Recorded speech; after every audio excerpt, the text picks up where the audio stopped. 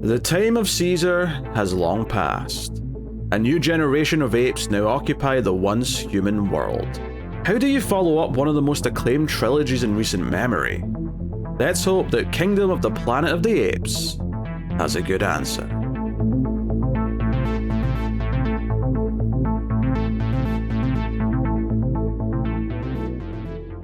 Welcome everyone to the Atomic Cinema Experiment. I am Peter, and joining me as always is David.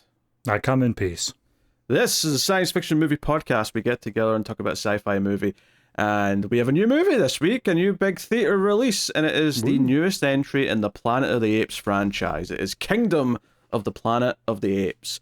So this is interesting because it's kind of a follow-up to the trilogy, which was very critically acclaimed. We praised it all over the place over the last couple months. Yep.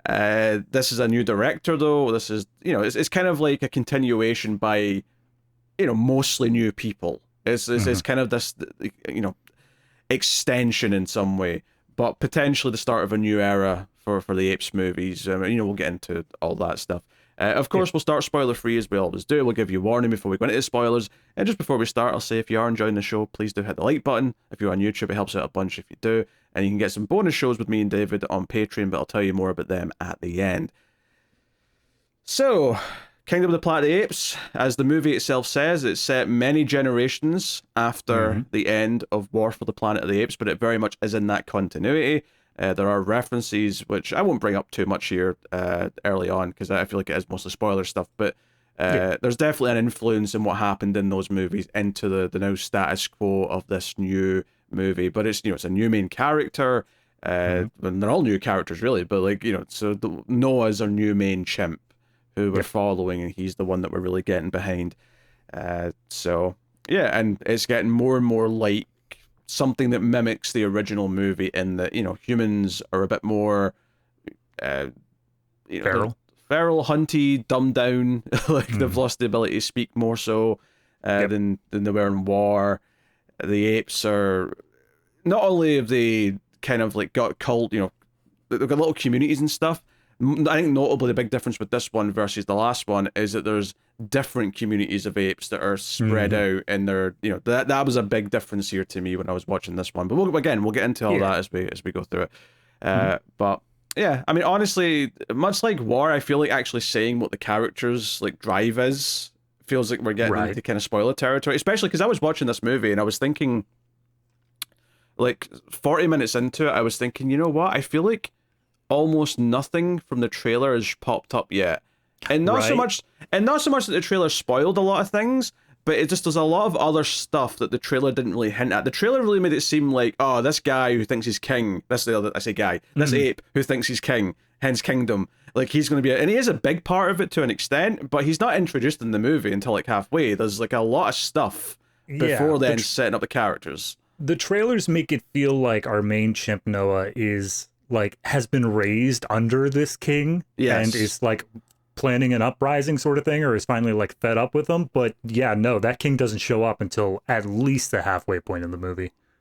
So that was surprising, but not necessarily a bad thing. It was refreshing in some ways, but regardless, that's the basic premise. David, what did you think of Kingdom of the Planet of the Apes? God, really put me on the spot there. I mean, who could have predicted I was going to ask that question? I know. You shake me up every time we do one of these. I'll be honest, I really did enjoy it. I'm going to immediately hit that with the asterisk of it hasn't quite earned its spot for me yet as the follow-up to the Matt Reeves movies. I think that it is still trying to find its footing. It's an idea where it feels like it wants to branch out into a whole new thing of movies, and it feels like they've got really cool, interesting ideas. I really like the core themes that they're playing with here, which we will get more into in spoilers, because it's an interesting way to look at this period of the Planet of the Apes, after the apes have essentially taken over entirely, but before we get to what we know from the classic movies, what's that in between? And I like the decisions they made when they went with that. In terms of just what doesn't keep it up at that same level, I just don't feel like there's as much of a directorial vision to it It definitely feels a lot more just, okay, we're telling the story and these are the visuals that go with that story. It doesn't feel like I was immediately thinking back to Dawn, where there was that sequence of the tank that's all just from the one position. This movie did not have any moments like that. It didn't have any moments that like really stand out as just visually striking something amazing like that. But in terms of setting up this new status quo, I think it did a really good job, and I am looking forward to seeing what more comes out of this. Yeah, this had a lot to prove in a weird way, and it's funny how we're kind of in this almost cyclical thing. I talked a lot when we did Rise about how getting into that, I was like, who wants this? Why are we doing more Planet of the Apes? And how it kind of proved its own existence. This movie almost had a similar task, but from a very different angle. Because this time I'm like, well, that trilogy ended up being this like masterpiece of modern filmmaking and one of the best trilogies ever made. Like, why are you even doing more? Let it lie. Like, let it be. So going into this, like, the reviews actually seem fairly positive. And the vibe I was getting going in is that it's probably not going to be as good as Dawn or War, but it might find itself in a sort of similar position to Rise. And I'll compare it more to Rise a bit later, and more kind of like where I would compare the quality between them. But in terms of just my feelings of the movie, I also liked it. That was a relief in a lot of ways, because I thought that I was going to feel like, we're just kind of like, stretching things out. You want more IP franchising, you want more entries. Yep. But I will say that it gave me a compelling new character to follow in Noah. And I think it's interesting how it takes some of the themes from the previous movies, but throws some new challenges at the characters with them. And it's like, hey, it's still going to take this idea of like how the apes treat each other, how the apes treat the humans, but it's going to throw some interesting kind of little nuance into it, where coming out of this movie, I feel like there's an argument to side with a lot of different people in the movie, or let's say people or apes, right? Yeah. And there's multiple apes you could be siding with, right? So like, I feel like that's one of the more stronger elements of the movie, is the way it really deals with those ideas. And then the other thing is this idea of like using that trilogy that we had not too long ago and using that as kind of the basis. And what do we do when it's been maybe, I mean, again, it just says many generations. I'm going to take that as about 200 years. But I mean, apparently the behind the scenes stuff's limited. They were working off the idea of 300 years later. Oh, okay, I wasn't far off then, right? Yeah. So yeah, 300 years. Because my thought process was, well, 100 years isn't many generations. That's like 3 generations. So I'm going to say it's at least 200. But yeah, 300 years sounds fair. But this idea of like every ape alive now was not alive at the time when that trilogy happened. They were not alive when Caesar was around. And I think one of the most, and I'm going to just tease the audience here a little bit without getting into it. I don't want to spoil anything. But just the idea that maybe some apes in this part of the timeline are using Caesar's name and his teachings in ways that we know Caesar would not be approving of, or it's been contorted over the years. Right. Very interesting. See, that's again, without spoiling anything, that's the part I like about it the most, is the fact that you can see how the contortions happened, though. It wasn't based off the words he said that were just passed down through the generations. You can see how different apes took those words to mean different things, and it became an issue of which one was the actual intended meaning, you know? Yeah, that's one of the most fascinating things about it from like a franchise perspective, and then the core like dynamics of the characters it sets up are pretty strong. And that was something that I was worried about, because that trilogy did such a good job of like establishing over those 3 movies these core ape characters, not just Caesar, but even like Rocket and Maurice. This movie opened with like just a quick little flash to like where the last movie left off, and it showed Maurice, and I was like, yes, already 10 points for this movie. Love it. You were just happy to see Maurice for one brief second before the story jumped ahead. Yep, I love Maurice. Oh dear, yeah. And I think they knew not to maybe try and replace Maurice, because there's no character that feels like a direct, that's this movie's version of Maurice, you know? So yeah, definitely, we do get the little traveling band of chimps and whatnot. We get kind of the same sort of group we had with War, but they're all different tropes of characters. They're all different styles. We don't get a direct Caesar. We don't get the person who like is the leader character that knows everything right. We don't get the Maurice, the wise one. We don't even get like a fighter character either. Everyone fills a new role here, and it feels a lot more, honestly, it feels a lot younger. It does feel like a next generation sort of thing, where by the time we left the Apes in War, they felt like they were the grizzled, they had gone through this revolution, there is this whole big like experience behind them. Whereas this group, they're just coming up in this world, and it definitely feels like they're a lot more wide-eyed, and it's a bit more adventurous, I guess I would say, rather than the grim apocalyptic look that we had in the previous trilogy. Yeah, I mean, obviously times moved on here, and what you get of any kind of like the remnants of civilization, it's, you know, it's completely now covered in like, you know, in green and foliage and things like that. Like the moss is completely taken over. Right. And so like to the point where I wasn't even sure where any of this was supposed to be set. I'm sure there is a location in mind, and maybe some people who know the city well enough will recognize some of the tall buildings that you're seeing, but there was nothing super obvious to me about where it was. I mean, there is one thing later on for anyone who's out on the West Coast they would recognize. It's L.A. Like it's basically just taking place in LA, because later on we do at one point see LAX, the airport, and there's a bunch of defining signature things there. Okay. I mean, I've been in LAX, but not enough to recognize staples, I suppose. Right. Yeah, it's just it's interesting now that the world's moved on so much, and the apes have like got their own little traditions, their own little ceremonies, or at least Noah's like tribe, if you want to call them that, like.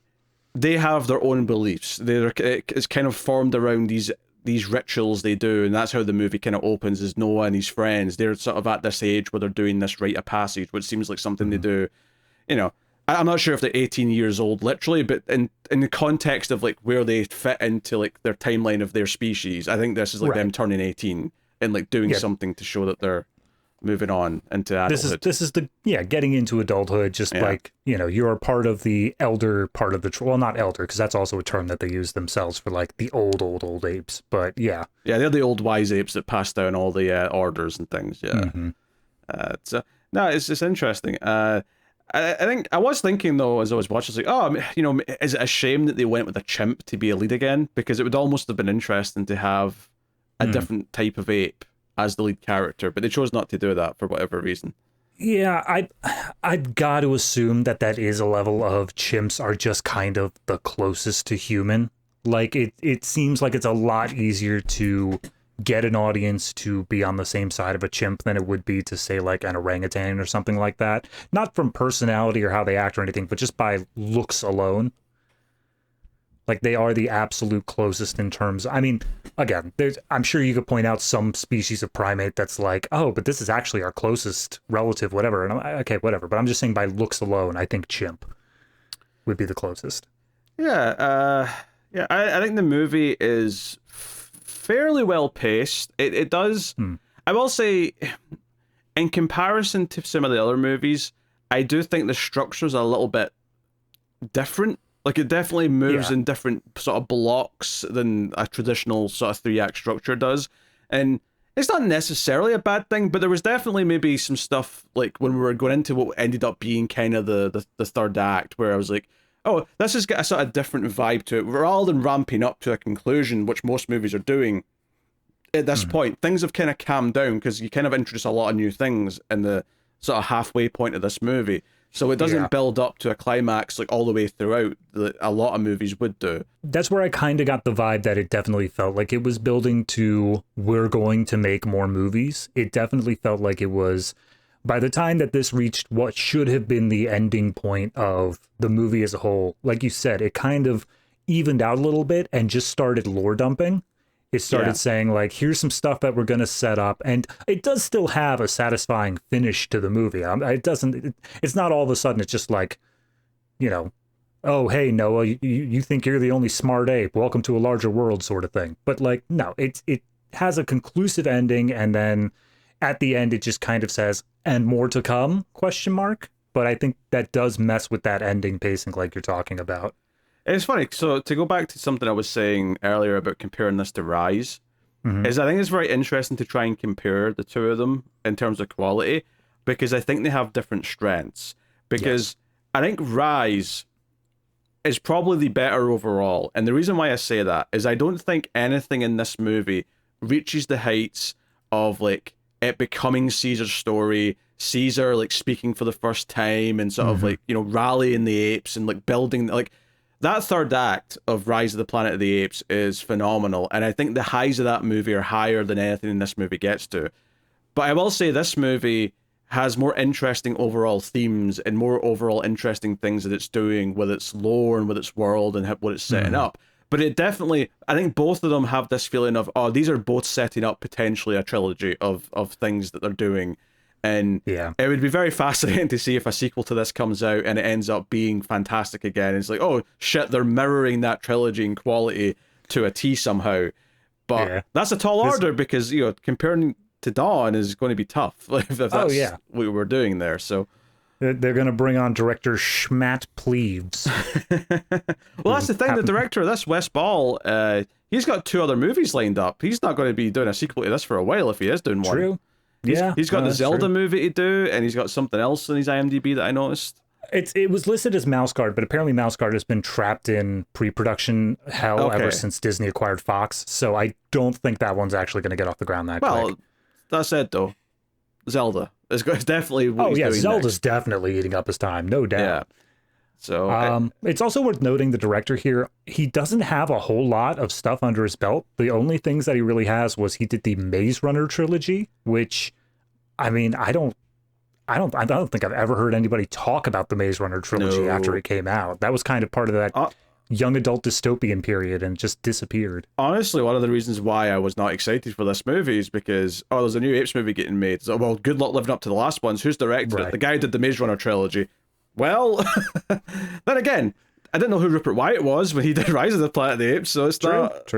So it's, you know, like sometimes it's like, he got stuck in young adult prison for a few movies, but now he's stretching his wings. And I mean, like you said, I don't think the direction is as good as what Matt Reeves did in those last 2 movies, right? But, you know, we're kind of comparing to a very, very, very high standard with that. And I do think this was a compelling movie. I think it makes some interesting decisions. There are definitely some moments where I'm like, okay, this is taking a turn in a certain direction where I don't know if it's maybe my favorite choice that they could have made here, but I at least understand what they're trying to explore by doing it. And they made it more interesting in other ways down the line, even if the initial pivot felt a bit, you know, like, oh, we're doing this now, but okay, now I see what you're doing with it. I understand what you're trying to poke at with this. And so I'm speaking broadly here without spoilers, and we'll get into all this. Yeah, but I know what you're talking about because like you said, this movie is broken more up into blocks than I think it is like a straight narrative structure. Yes. It feels like there is a section at the beginning and then a section where like we're leading up into this big transition. Then the big transition happens and it feels almost like a totally separate movie there on the back half. And then the very end of it is its own thing as well. So all in all, it's very blocky in the way it's done, but it's not like disjointed. It still feels like each moves into the next reasonably well. Yeah, it's 3 parts, but it's not necessarily the 3 acts. The first one is definitely just the first act. I think that's fair. But then you've got sort of that middle chunk, and then once you get to I'll just say the fort, I guess we'll call it. The coast. Yeah. Once you get to that, that's not, like, we're not in Act 3 when we get there. That happens, like, you know, technically in the middle of Act 2, but that definitely feels like where the movie changes. And then, there is like a little bit of a build to like then stuff that is technically the third act, but because it kind of becomes its own little movie after that, it's like the structure feels like it's hard to define it in 3 acts, I guess is what I'm trying to say. So, also, one thing I did want to point out though is that obviously, if you watch back through the reviews of the first trilogy, I was making biblical references left and right. Like it's very obvious they were trying to do like their Genesis story there. This one, it definitely doesn't feel like they were going with the sort of biblical story, or at least not Old Testament. I feel like if you were to make any sort of like biblical allegories or whatnot, you're going to end up in a lot more of like New Testament Jesus sort of times rather than old Moses like the original trilogy was. Yeah, I never leaned on that as heavy as you did in the way I read those movies. And I think there's still some of it here. I think the idea of like them talking about Caesar and what he did, he is kind of become their Jesus in a sense that he was this important. ape that did all this stuff for them, and he's got these teachings that's been passed down, and you see some groups twisting it and using it in a way that doesn't quite work. And there's a moment in this movie, in Act 1, where a character says for Caesar, and it was probably the biggest reaction it got out of me at that point in the movie, because I went, how dare you say that now? Because he says it in a moment where he's doing something bad, and I'm like, the hell you say? Yeah. You shut your big dumb ape mouth. It's important to note that is the first time anybody mentions Caesar. In this new timeline, nobody says anything. And the first time Caesar is brought back up, it's in this horrific, awful moment for this character. But to be clear, I wasn't mad. I was excited because the idea instantly sparked. I'm like, oh, groups of apes are using Caesar's name and they're using his teachings in ways that we know Caesar wouldn't approve of. It's changed, it's warped, and they think they're doing it and they're using it in the right way, but it's not necessarily true. And this idea of competing ideas of who Caesar was and what his teachings are supposed to be does make me think of how different religious groups are looking at effectively the same god or whatever and trying to interpret it. But what's interesting about this from the perspective of the audience is that we got to see Caesar's story. He's not biblical to us. He was a character. He was forgive the word, a person that we understood, that we knew his desires, his fears, and why he made certain choices and his growth. So we don't have this idea of him in our head that's like this larger than life figure. We see a real being with emotions and feelings and so on and so on. So it's really interesting seeing how these ideas have warped over time, especially since at this point in the movie, they established that these apes are not writing things down. It's made clear in this movie that the idea of the written language is not something there, which is interesting actually, at least some of them, because Caesar and his group were definitely doing that in Dawn and War. That was definitely a thing.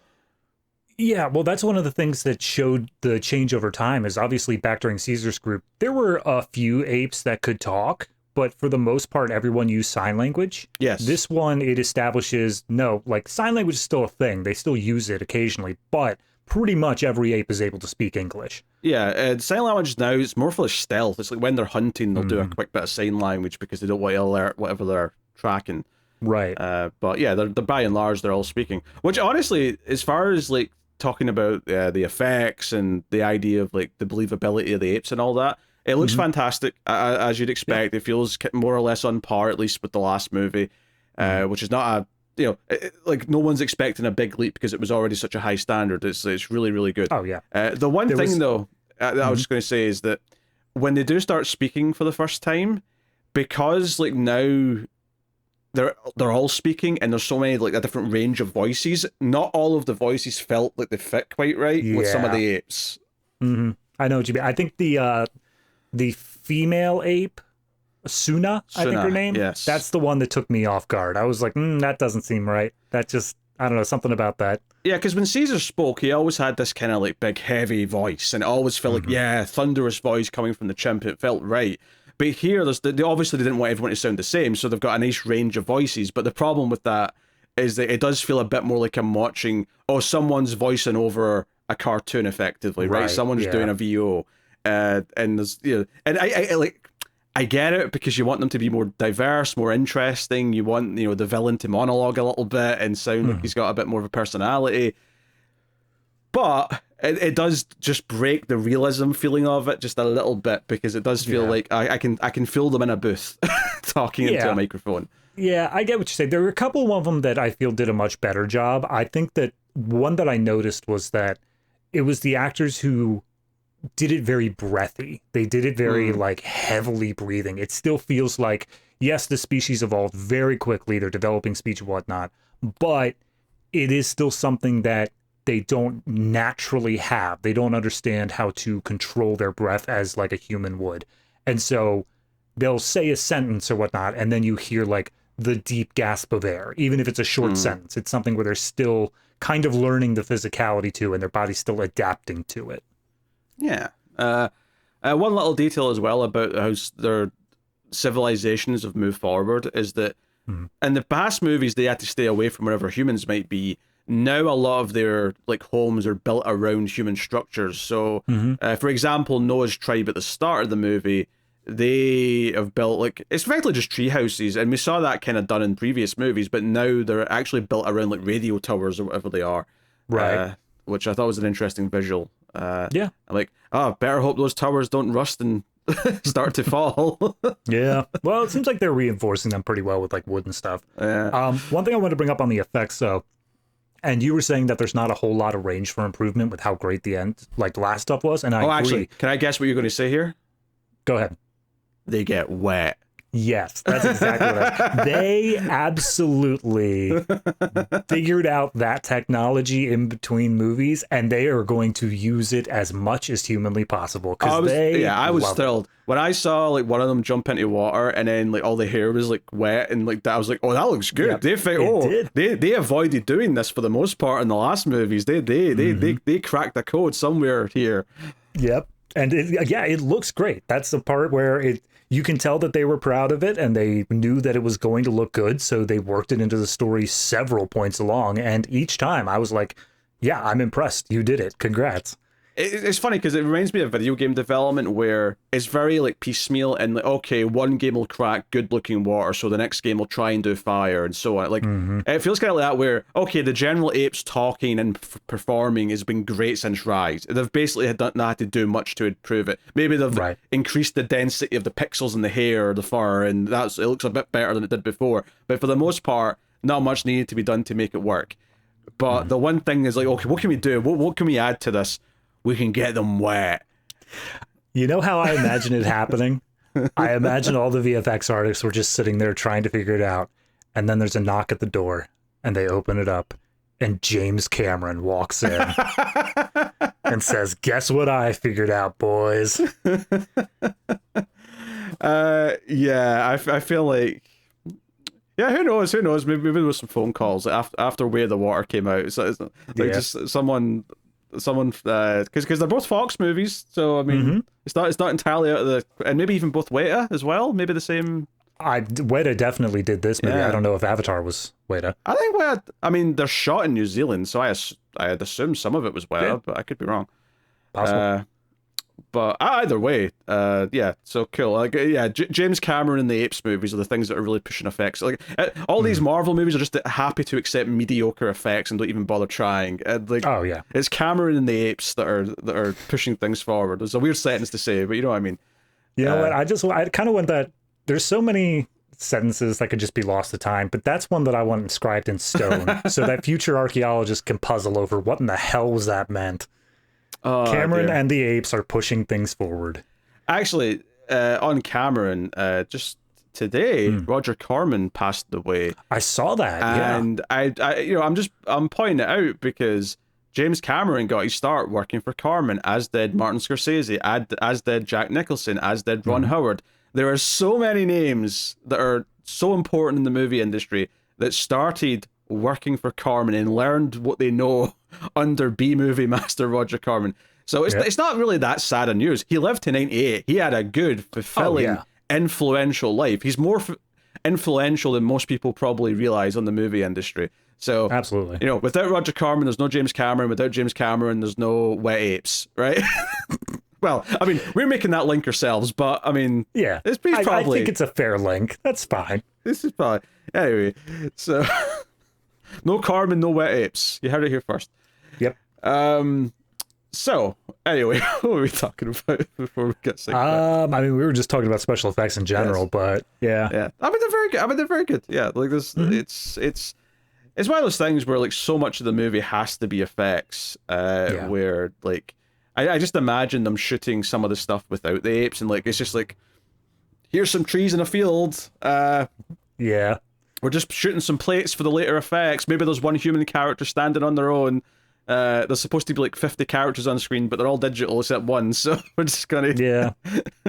I mean, obviously they did figure out, how to do the motion capture and stuff like that. It's been that way since Andy Serkis. But I do gotta give, what's her name? The human girl that's in all the trailers. Freya Allan is the actress. And, other movies in the trilogy have had humans interacting with other humans. We've had these scenes with, just normal people talking to normal people. This is the first one where I think all of her interactions are essentially just with people doing motion capture, and I can't even imagine how difficult that is to have to like act with them that in mind, that she's looking at an ape, but she's just staring at a person with a bunch of dots on her face. So I'll give her credit there.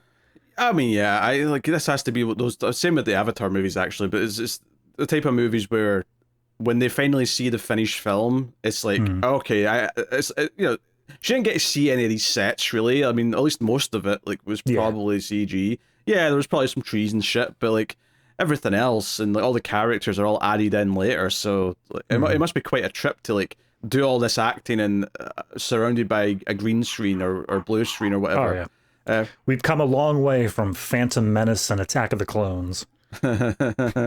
Not far enough.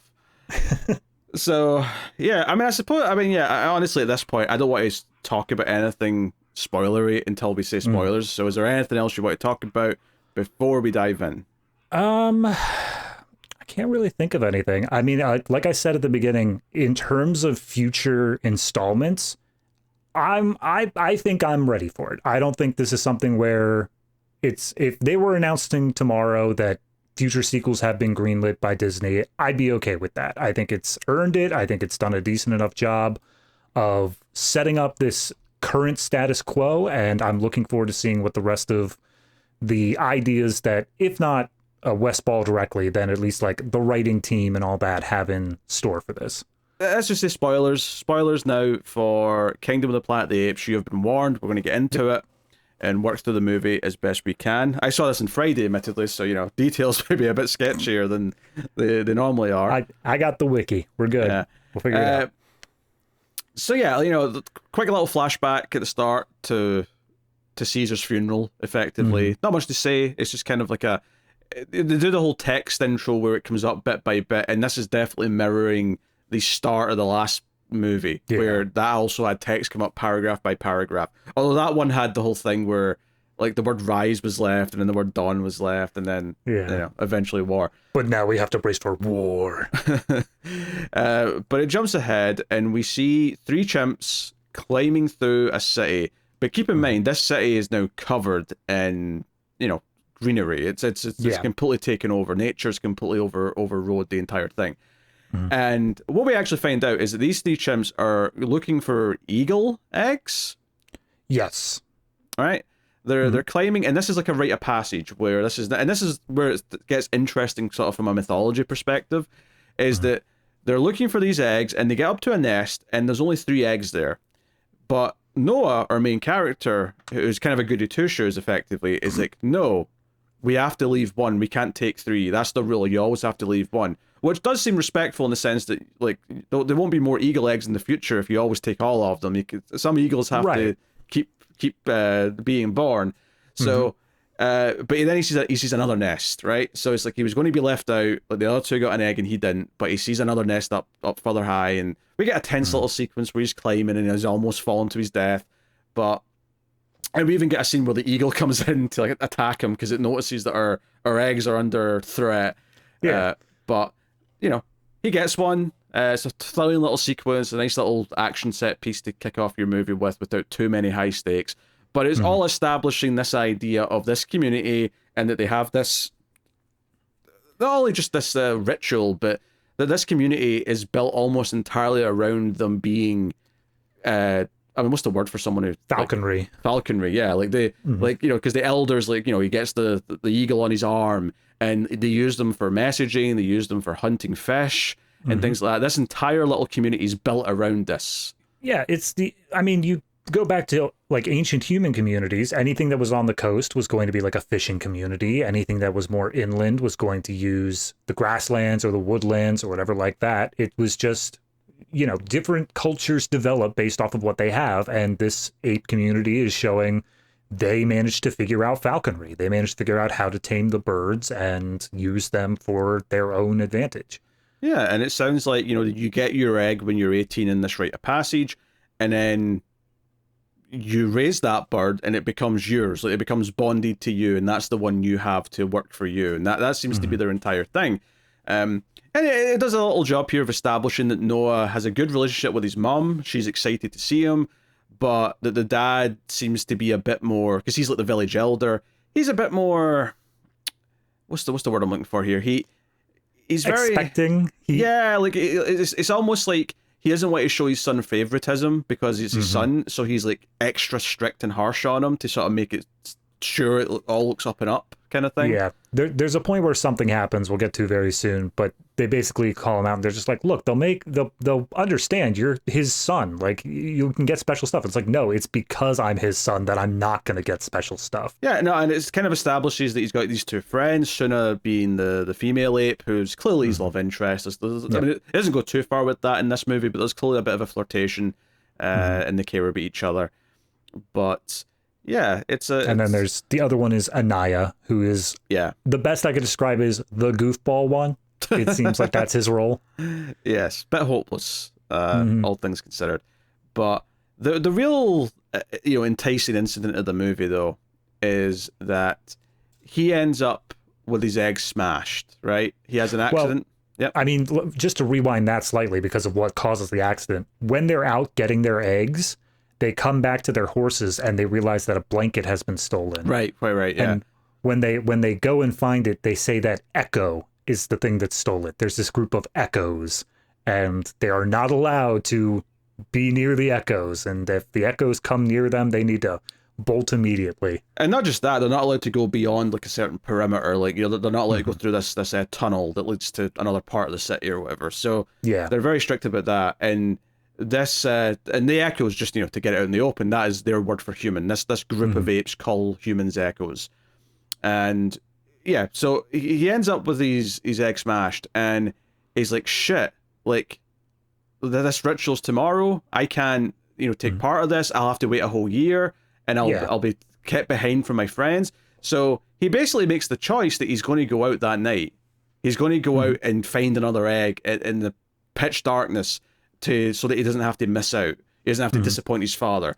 Well, the one thing that I don't know if you're purposely hiding there, but the reason that his egg was smashed was because a young human girl, an Echo, made its way into camp. And as he was like confronting her, she's the one who smashed his egg. So already we've got this build up within our main character of he has every reason to hate this human. He has every reason to be like, you've ruined this for me. How dare you? Yeah, she's basically snooping around, so you don't get like a good look at her yet or anything like that. But and then in the chase, the egg gets smashed. So he makes the choice to go out looking for another egg, right? And like I think at this point as well, like the sort of the guardsmen are sent out as well to go and see, because the blanket, yeah. Because there might be an echo around and they want to go see and scare off any potential human. So he goes out on his horse and he goes looking to see if he can find an egg. But instead, what he finds is the guardsman that worked for his dad. He doesn't find them first. He finds like some just dead apes, and he's like, "What the hell's going on here?" And then the guardsman that was sent out like kind of stumbles into shot, and he's like wounded from like a stab. And he's like, basically, Noah, like, go, like they did this, like it's there are more of them. Run. Yeah. So basically, it's like, okay, and I got excited here because I was like, okay, it's really interesting that this movie, well, there's a human that they're teasing that's going to come into it. The key conflict here is to kick off is not between humans and apes. It's this group of apes and a more vicious, more regimented set of apes. And sure enough, the leader, well, not the leader, but the sort of general that's in charge of this like squad is this gorilla who has like this gold looking kind of, well, when I say gold, I don't mean like made of gold, I just mean gold colored. Kind of like a big dress necklace thing. Headdress thing going on, across his shoulders. And he looks kind of mean, and he's like barking out these orders. They're like, okay, this guardsman's killed our men here. We have to like track. And basically, the eagle that's here is going back towards the camp because it's going back home. And the gorilla's smart enough to be like, hey, that's going to lead us back to where they live. We can go back and like get revenge for them taking our men here. So it becomes this race to get back to the camp. And it does kind of mirror war a little bit here, and that there's this big kind of thing that happens to his, to Noah's group, his community. Right. And it doesn't so much set up a revenge story, it's more of like a potential rescue story it sets up. But there's definitely some parallels to draw between them. Yeah, in the previous story, obviously we had the humans came in and were just like, all right, this is one of the apes, like, core central tribes. Obviously, Caesar's here, so they were just trying to take out Caesar. This one is much more of a conquering sort of thing, because as we find out later, there's a whole kingdom thing going on. So instead of being there just to kill, they're rounding up all these apes and are essentially inscripting them into this kingdom, whether they like it or not. Yeah, like, because when Noah gets back to the camp, and I think he like falls down and hurts himself in the way, like he doesn't have like a nice time getting back. But when he gets there, like these big 2 radio towers that their tree houses are built around are on fire. So it's this big spectacular moment, and you've got this really mean gorilla going after his dad. The mom's yelling for help, and they're getting. And this is one of the things they introduce here, is that the this tribe of apes that are attacking them have like shock sticks. So they actually they're using some, very limited, but they're using some electricity in some small way. Yeah. And this is what this sets up the themes that I really enjoy throughout this movie, because I'm going to keep on relating stuff back to this. But the core theme I think that it really explores here is the idea of natural versus the unnatural. It's the idea of living in concert with nature and dominating nature and like bending it to your will. And having these 2 tribes, one of which being falconry, which is just living with and like symbiotic sort of relationship there. And then the other one has shock sticks, which obviously feel very unnatural weaponry sort of thing. You get this dichotomy to it of obviously one feels a lot better than the other. We want the natural thing rather than the unnatural. But then as the movie progresses, it keeps throwing things at that theme that really make you question, like, which thing is the natural thing and which thing is the unnatural the whole way through.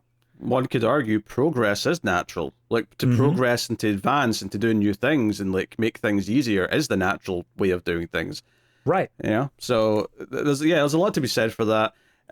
But even just the idea of like these different ape tribes and the idea that they are warring amongst themselves, or in this case, less warring, but more conquering, like, because we find that later this kingdom, it's made up of lots of other ape tribes that they've conquered and like brought in, right? Which, that sounds like history. It sounds like the Romans just like taking in like new groups of people and saying, you're part of us now. Congratulations, you're part of the empire. Please do not resist. Yeah.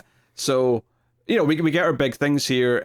This is where, that my gasps kind of came out when this big gorilla character is like, for Caesar, before he kills an ape. And I'm like, excuse me, what's that now, sir? What's that? What are you saying about Caesar? I remember there being 2 commandments on the wall, and one of which is ape shall not kill apes. So I'm real confused now about why you're saying the words you're saying.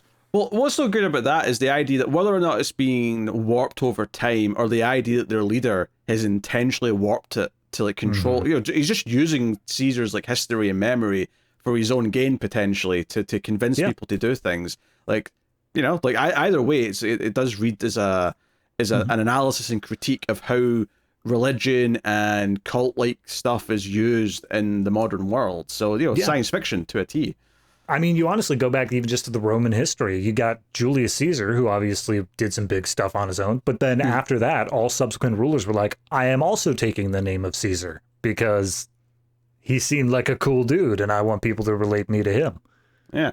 So Silva is the name of the gorilla, just for the record. So I don't have to keep saying the big gorilla. He's Silva. But yeah, we got a whole big fight where he's coming after the dad because he sees Noah climbing up to get to his dad, because the dad's trying to free all the birds. He's like trying to get all the birds out of the aviary, and it's like, okay, so that makes us like him. Despite the fact that he's really strict with his son, it does feel like he's not a villain by any means. He's doing good things. And Noah gets up there, and so does Silva. And Silva like throws Noah around, and even it ends with him like dangling off the edge, and Noah cutting the cord of the thing that he's hanging on to make him fall.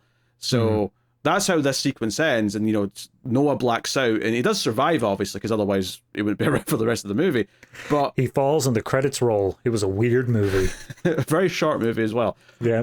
But he wakes up, and, like, it's the next day, and, like, his dad's lying there dead. His dad's been killed. And there's a few dead bodies, but not a lot, implying that, the rest of his tribe has been taken. They've not been killed. So he's left on his own, and it's like, like he now has a journey ahead of him. He has to try and find where they've been taken. He kind of makes this promise to because he buries his father in a little rock grave, and he's like, Dad, I promise I'm going to, get my mom and my friends back kind of thing. Yeah, it's notable that he doesn't swear vengeance. He's not swearing that, like, I'm going to go and get revenge on you, like you, and I'm going to take out this gorilla guy. It's just, I'm going to bring them back home. That's all that he swears here. Yeah, it really stuck out because it's like, okay, this is a really conscious choice to not have him be a character whose first impotence is violence or for anger. This is a character who only cares about saving the people he cares about rather than one who's going for it. And not that we blame Caesar for wanting revenge in the last movie. Like, what happened was pretty heinous, but it really shows that this is a very peaceful community that he was in. This was not his, his first instinct was to make that declaration. So, and this kind of, ends like your Act 1. And the Act 1 is very much like, okay, what is this community? How does Noah fit into it? Who are the people he cares about? And some of them do pop up again later when we get to, like, the fortress later. We do see some of these other characters again. But for the most part, though, they're all gone for the time being. And it's Noah on his own. And his journey awaits. Yeah, the only other thing that pops up is because of the falconry stuff, there's one eagle called Eagle Son, who is his father's eagle. It's his bonded one.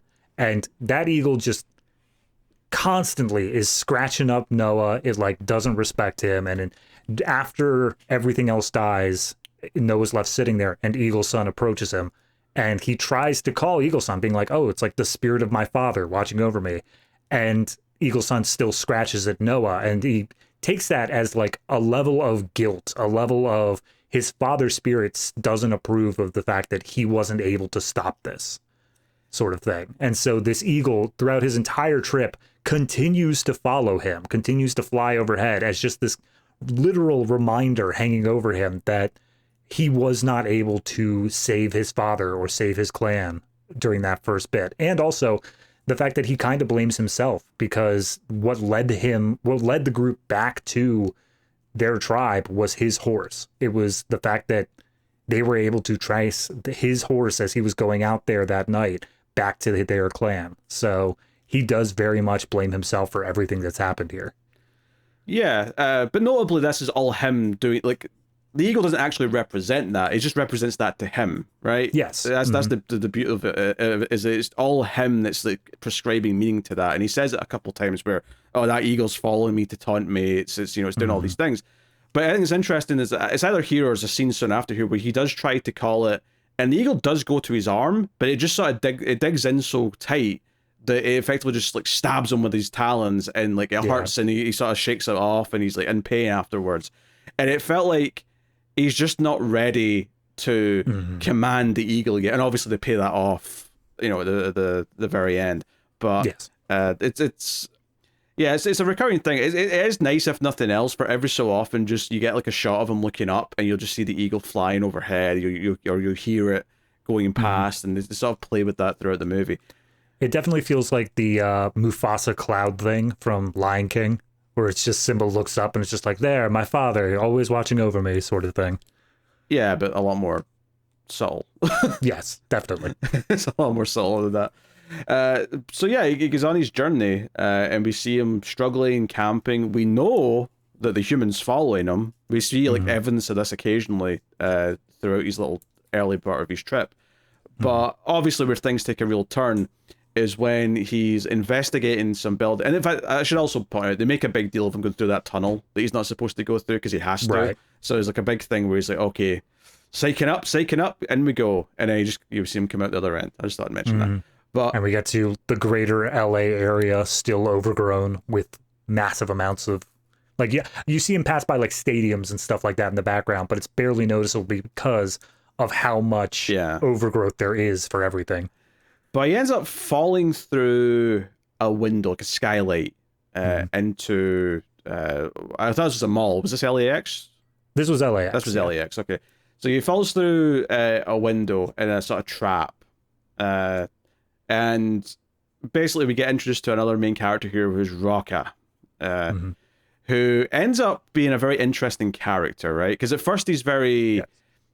He's at first he thinks Noah is dangerous. He thinks Noah's part of the other tribe because Rocca did have companions that apparently Silva and his men, or his apes, killed. So he's very weary of Noah to begin with, but Noah's like, no, I'm not with them. I'm following them because they took my family Noah also picked up one of their taser sticks on his way Yes. out. They left one behind. So he has reason to believe that Noah is part of the group. Yeah, although it is broken. It's not working. In fact, at one point when he's looking at it at the campfire, you see that the wire's cut. So it's like, oh, this could be fixed, but will he figure out how to do it? Spoiler, he does. Yeah. He does actually fix it He's later a smart, clever ape. on. Yeah. But, what once Rock is convinced, he's like, okay, all right, I'll put down my weapon. We'll go on. What we learn about Rocket is that, and obviously most eagle-eyed people will notice something that he's wearing quite quickly, is he's got a pendant on, and that pendant is the Caesar window. It's the symbol. The starburst shape.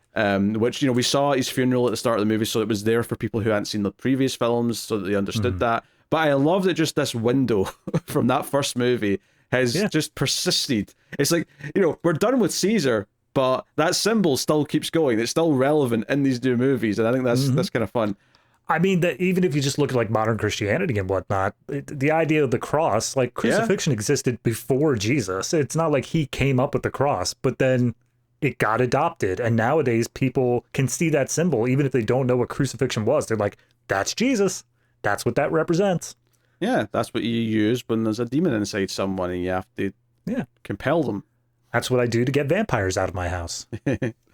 But, now you find out that he's a follower of Caesar, but different to what Silva and their clan are doing, right? This is like, no, Caesar was kind. Caesar taught apes. Caesar was kind to humans. Caesar believed in treating them well, and he even mentions here there's like a place in the airport where this was like not a zoo, but like a place where the humans were looked after in the early days of the post-apocalypse, when there were maybe, it's like, because you'd imagine anyone who was alive with Caesar, who was like in that civilization for the next like several decades, was probably looking after any humans that they were encountering, as long as they weren't, hostile towards them.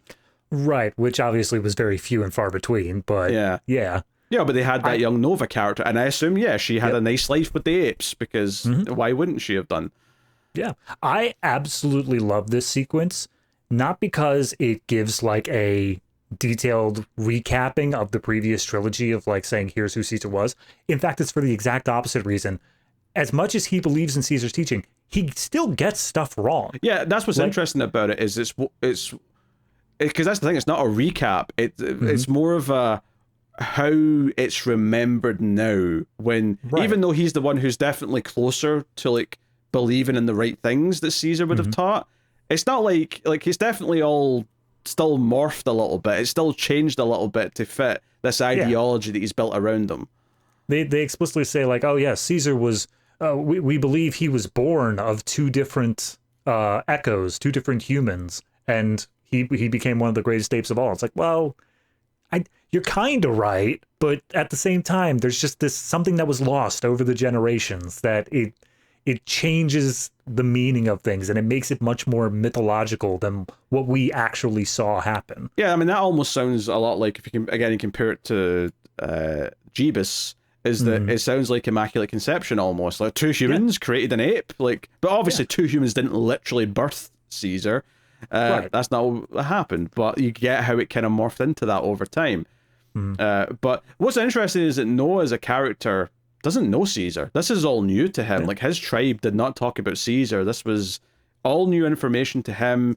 He's taking this in, and Rock is trying to say, no, and basically when the subject, because he's basically shown him how to get out of the airport and back to his horse so he can keep going, and that's when the Echo, the human, shows up, and she's there, and she's kind of scared and she's timid, and Rock is like, oh, she's following you.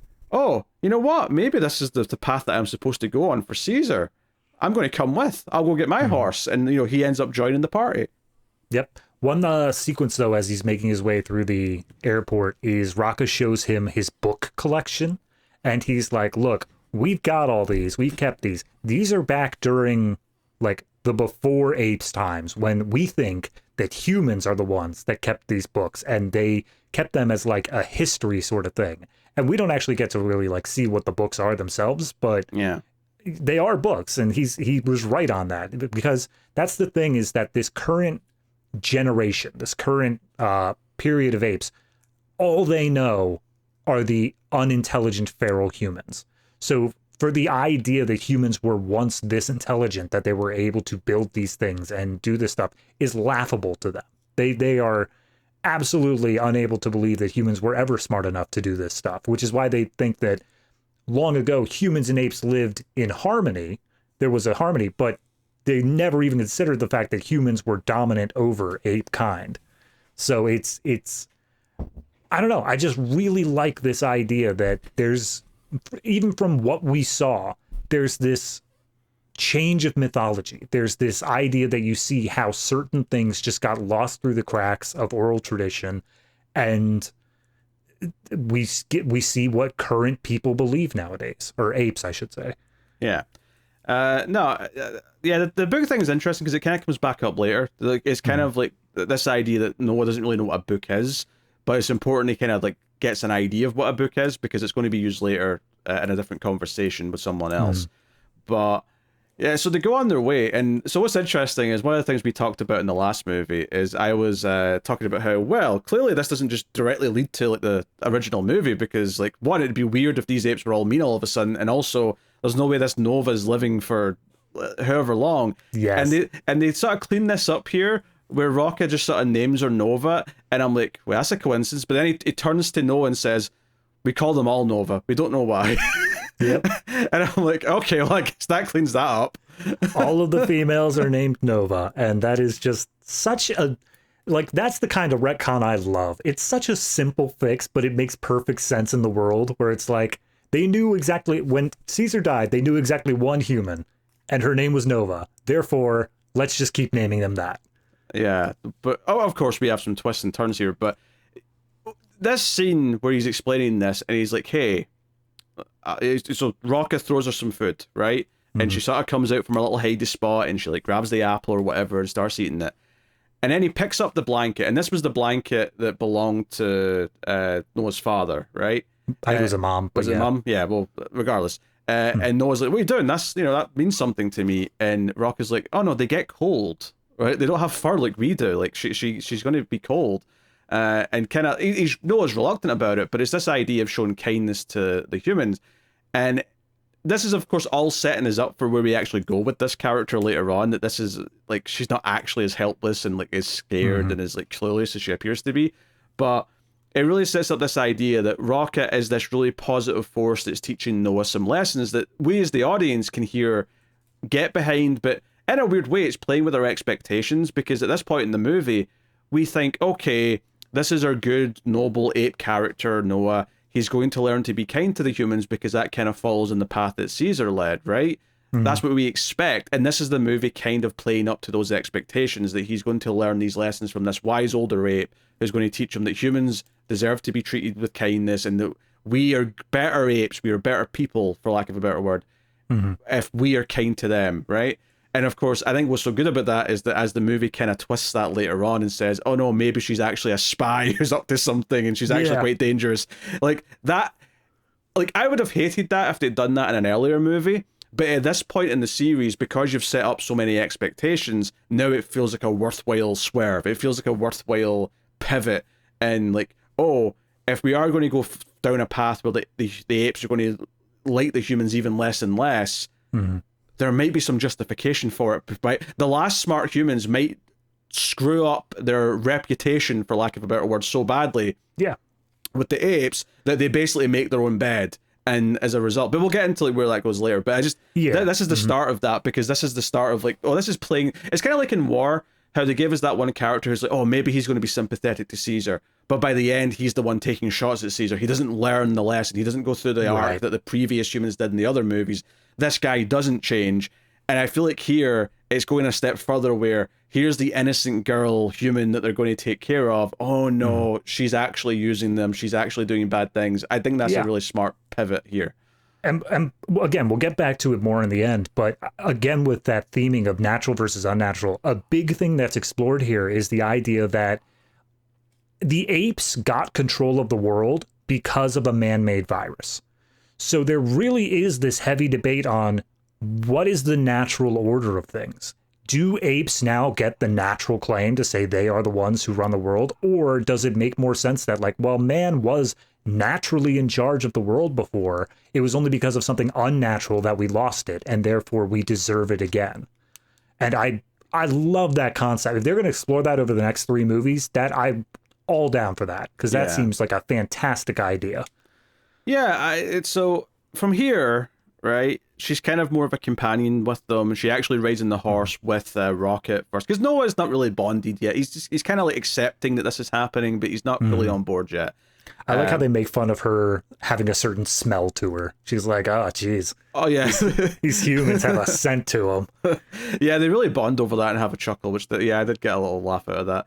In fact, one of the things earlier on that's already happened, one of the things that Noah runs into early in his travels was an observatory, which I'm just bringing up because it does come back up, and it's also thematically kind of relevant for where the ending goes.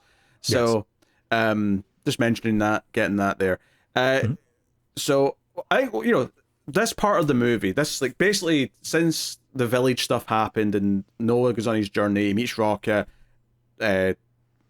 Nova, at this point in the movie, even though we find out her name's May a little bit later, and she comes on board. I think what's so good about this section of the movie is that it does have its own self-contained little story, and that self-contained little story is that initial bond that has to form between Noah and her, because it builds up to this moment that's actually in the trailer. It's one of the big things I remember from the trailer, is the humans are being chased and captured just like the original movie, and she's being chased, and there's a moment where Silva sees her in the long grass. We get this great sequence where she's run into the long grass and she's like hiding and whatnot, and Silver finally sees, or well, he doesn't see her first, sorry, let me rephrase that.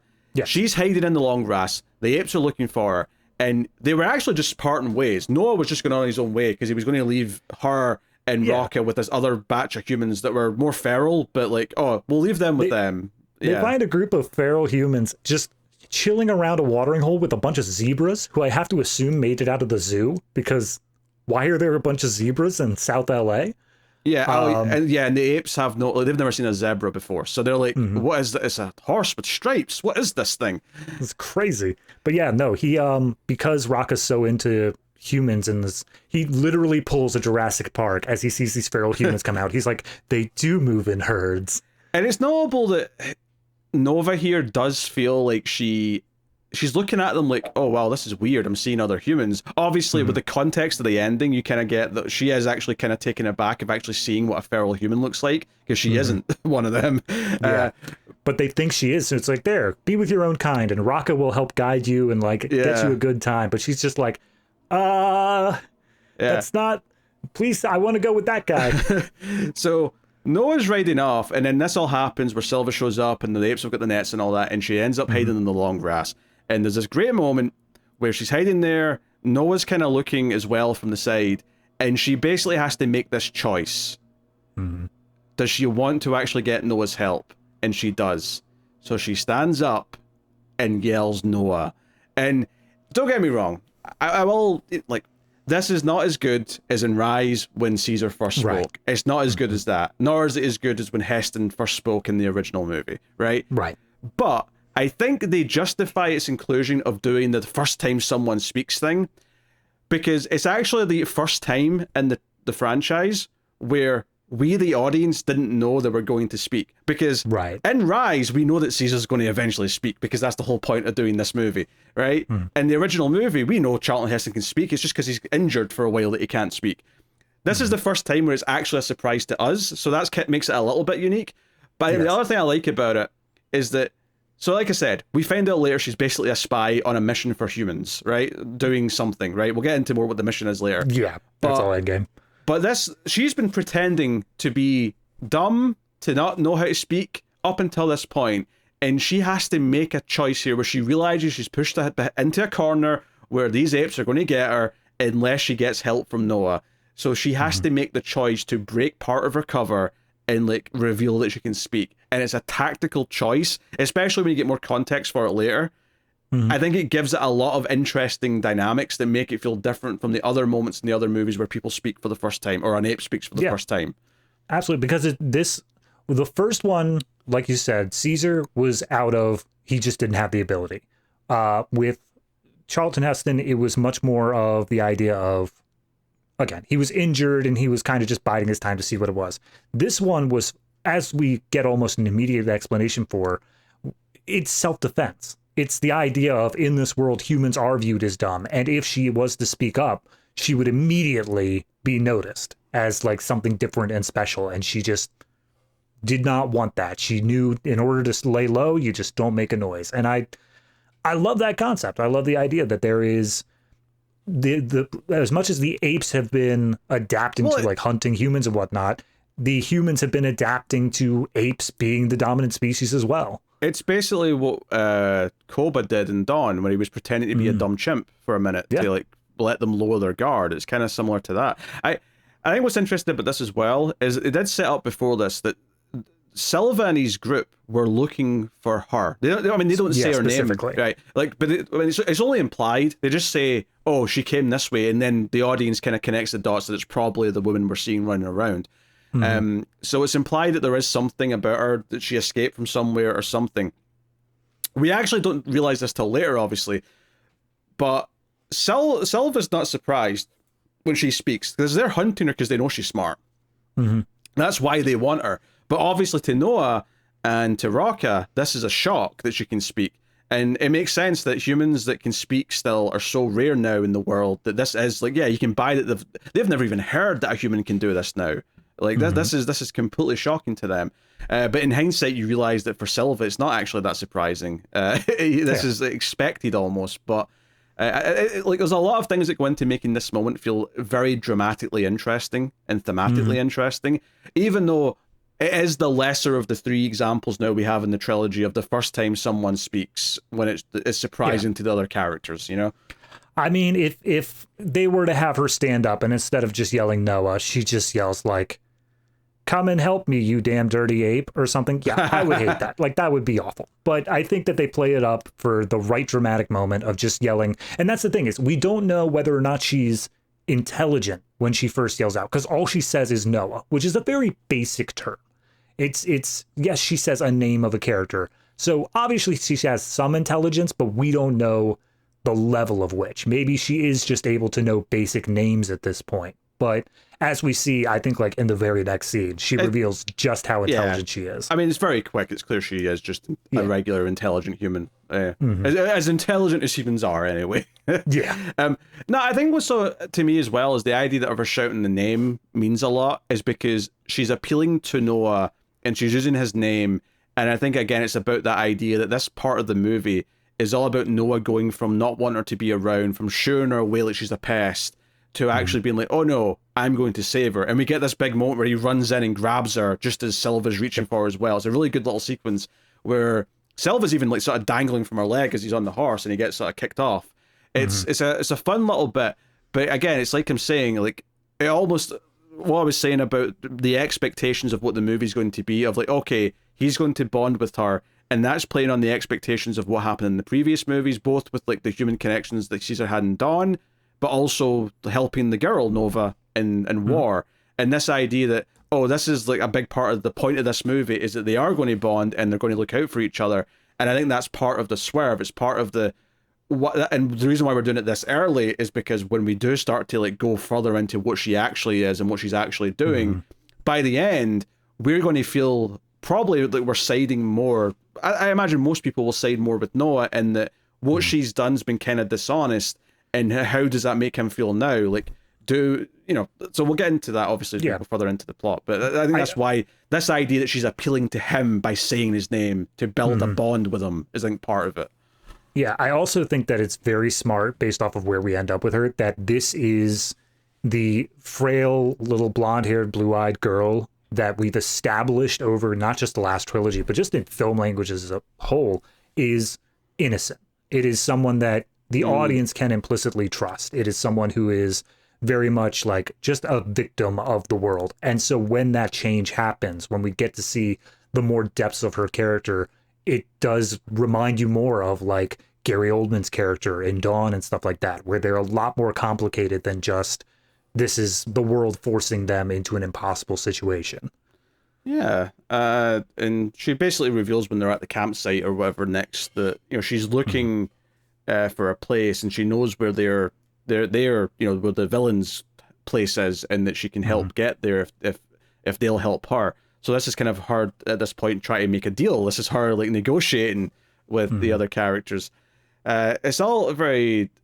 And Noah basically calls her out. She's just like, "You were safe before. Why didn't you tell us?" And she's like, "I couldn't. As much as I was safe, I wasn't knowing I was safe. Like, you might have still freaked out when I talked and whatnot." So Yeah, it's this issue where Noah's struggling with the trust now. He's struggling with whether or not he can trust her, but ultimately he does come down on the side of, look, you want to help me find my family. I can help you in the same vein of we can get to the location you want to get to. So sure, why not? Let's go for it. yeah. So this part of the movie ends with a big set piece as well, where after some traveling, they get to this shaky bridge going across the water, right? And this is where we get a proper because Rocket eventually jumps in and we see his hair all wet, and I'm like, they've nailed this. Obviously, they're really proud of it because by the end, tons of apes are getting wet. But this was the first big one, and I'm like, oh yeah. But yeah, we get a big stand. It's like a western or something like that, where Silva's on the other end of the bridge waiting, and then they've got like another like ape on the other side of the bridge behind them. So they're like, shit, we're caught in between here, so we're going to have to fight. And at this point, I think when they were at the campsite before. It's where Noah fixed the shock pole, the shock stick. He's figured out how to like connect the wires, and he's trying to use it. So we get this sort of like, hearty fight from him where he tries to fight Silva, but it's not going well. It's not Noah's working. basically separated, and then it's May, who revealed her real name when she spoke. She goes over into the water, and Raka just is like trying to save her. He's trying to pull her up because it's like heavy rapids water. It's not like a calm river. It's a very choppy mess of water. And during all the fight and all the struggles and all that, May manages to get pulled back up, but Raka goes into the water, and it's obvious that Silva is just going to cut the rope that's holding him to the bridge and let him drown. Yeah, and he says "stronger together," right? Just as he dies, he sort of passes on the words of Caesar, just to so because this is the thing. Raka sacrifices himself to save May, which adds this further idea of like, okay, he's this noble character. He wants to promote this harmony between humans and apes. That's what he believes in, and he's trying to make sure that Noah believes that too. In fact, I think it was the night before, or when he was leaving, actually, when he was leaving him with the humans before Noah had to come in and save her, he gave him the pendant and said, hey, take this to remember Caesar, take this to remember these ideals that you should be aspiring to. So all of this is to say that once we start to maybe think, oh, given that May was kind of using them, like, does it feel like Raka kind of threw his life away for someone who was being dishonest? It kind of murkies the waters a little bit, and I kind of like that in this case. But they get grabbed here, right? This is it. This is how we get the famous sort of like callback shot of them in the beach with their hands tied. Walking against the shore. I was so waiting, because obviously we're still many, like hundreds of years away from what actual Planet of the Apes was, but I was so waiting to just see like it, because they hadn't super established LA yet. I was waiting to see like Liberty Island off in the distance, but like the Statue of Liberty isn't on the pedestal anymore. And I'm just like, oh, look, it's somewhere in the water. It's gonna get washed up. Yeah, I mean, obviously the fact that it's LA means that there's no way the Statue of Liberty's head's, going that route and ended up on the shore around the other side. That's just a bit weird. But yeah, it's definitely evoking that image of them in the beach, though, from the end of Planet of the Apes. But we get to this fort that's got a big sort of dam sort of like structure built into it, and there's like it's sort of like there's like two ships that have been like washed up onto the shore. Yeah. And they're being used as like bases and like the sides of this fortress, and we get the sense all of Noah's people are here. He sees his mother, he sees his friends, they're happy to see him and all that. But it's like, no, this is where they belong now, apparently. Which we get introduced very shortly after here to the king ape character of Proximus Caesar. Proximus, who comes out, makes a big speech, and so what they're trying to do here to establish like the visuals of this bit. Is there's a big door, right? It's a vault door. A big vault door, a big metal door that they're trying to pull open. And it very much looks like, it's funny because I've just been watching the Fallout show recently. It's like, this looks like a vault door to like a human society that might have like survived or something. And they're like, oh, we're trying to get in there. There's stuff in there that's going to like, There's human tech. It's a military base, is what it is. But Proximus believes that there's stuff in there that will ensure that the ape civilization will keep growing, that his kingdom will keep growing, that he will be evolving further than he should in his lifespan. Because that's what he says at one point. He's like, oh, do you believe in evolution? Because, hey, it takes a long time, and, you know, I am but a mortal ape. Yep. I need to keep going. I need to go further than that. And again, it just immediately evokes that idea of natural versus unnatural again, where obviously if they naturally evolved and found this tech and like managed to just drive it themselves, then yes, they deserve it. But there's this idea that because they're taking it from a pre-existing culture, that it isn't right. It isn't this natural thing that was intended. And so it just feels wrong.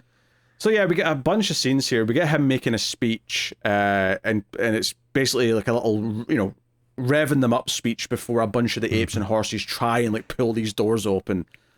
He was giving me serious Mad Max vibes. Oh yeah, what a beautiful day. This is totally like oh god, what was he called? Immortan Joe. Immortan Joe. Yes, this is Immortan Joe with a bit of something else sprinkled in.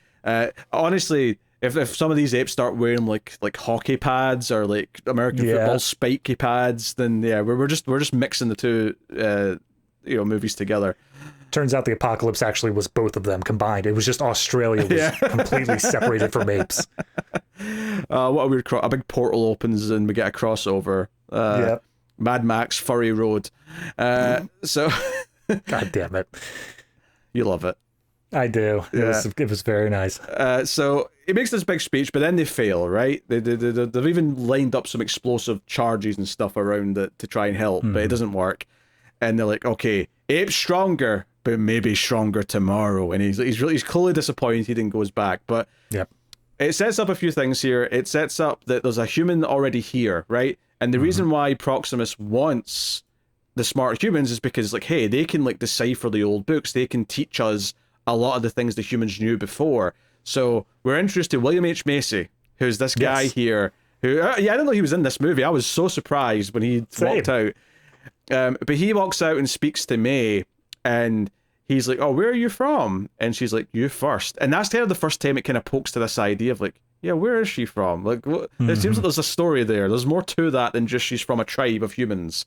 Yeah, because all she's mentioned at this point was her parents aren't alive anymore, and her mom always taught her to like stay silent. So it's implied that she's kind of just a roving nomad sort of thing, but we very quickly learn that's not the whole story. Yeah. At the end, we get a little bit of context for that, but he's like, oh, it doesn't matter. But she basically kind of shames him, and he's like, hey, I'm the human that's not like a slave to the apes. I'm not the one that's helping them. And that clearly puts her on the side of a conflict where she has picked a side. She sees it as humans versus apes, which is very interesting, given that so much of the story with her and the other apes so far has been like her bonding with them and gaining their trust.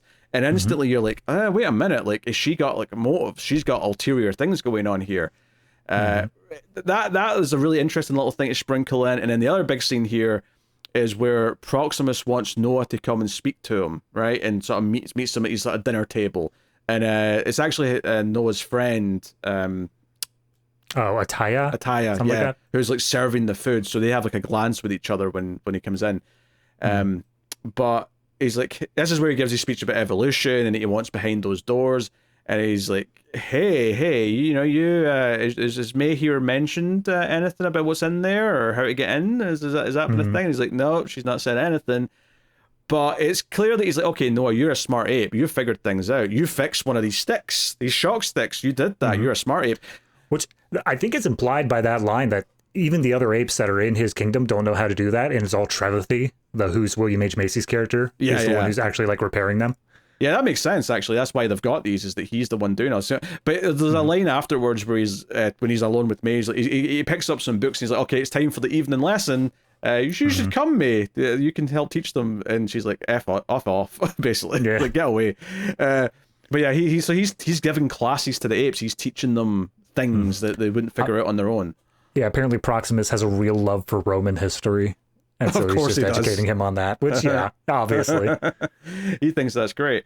It is interesting, though, to think that in the original Planet of the Apes, like, the law is that everything from the before times is illegal. They're not allowed to talk about it. It's secret. Like, that's a big plot point in that original movie, is that the elders keep any traces of the life that was before the apes a secret and the humans a secret. And I feel like this movie could potentially set up why certain apes think that we should hide that we shouldn't like dwell on that past and go hunting for their tech and things like that. I mean, honestly, I feel like that comes out of just this movie. I feel like by the time it wraps up, there's this idea of what the humans had is unnatural, and it's not something that we as apes should strive to use anymore. We'll find our own way and we'll do our own thing. Yeah, but I'm specifically meaning the idea that it's like illegal to talk about. Like you'll be punished for even like bringing it up or going anywhere near. Like that strictness, it feels like that's still to get to in a lot of ways. Yeah, absolutely.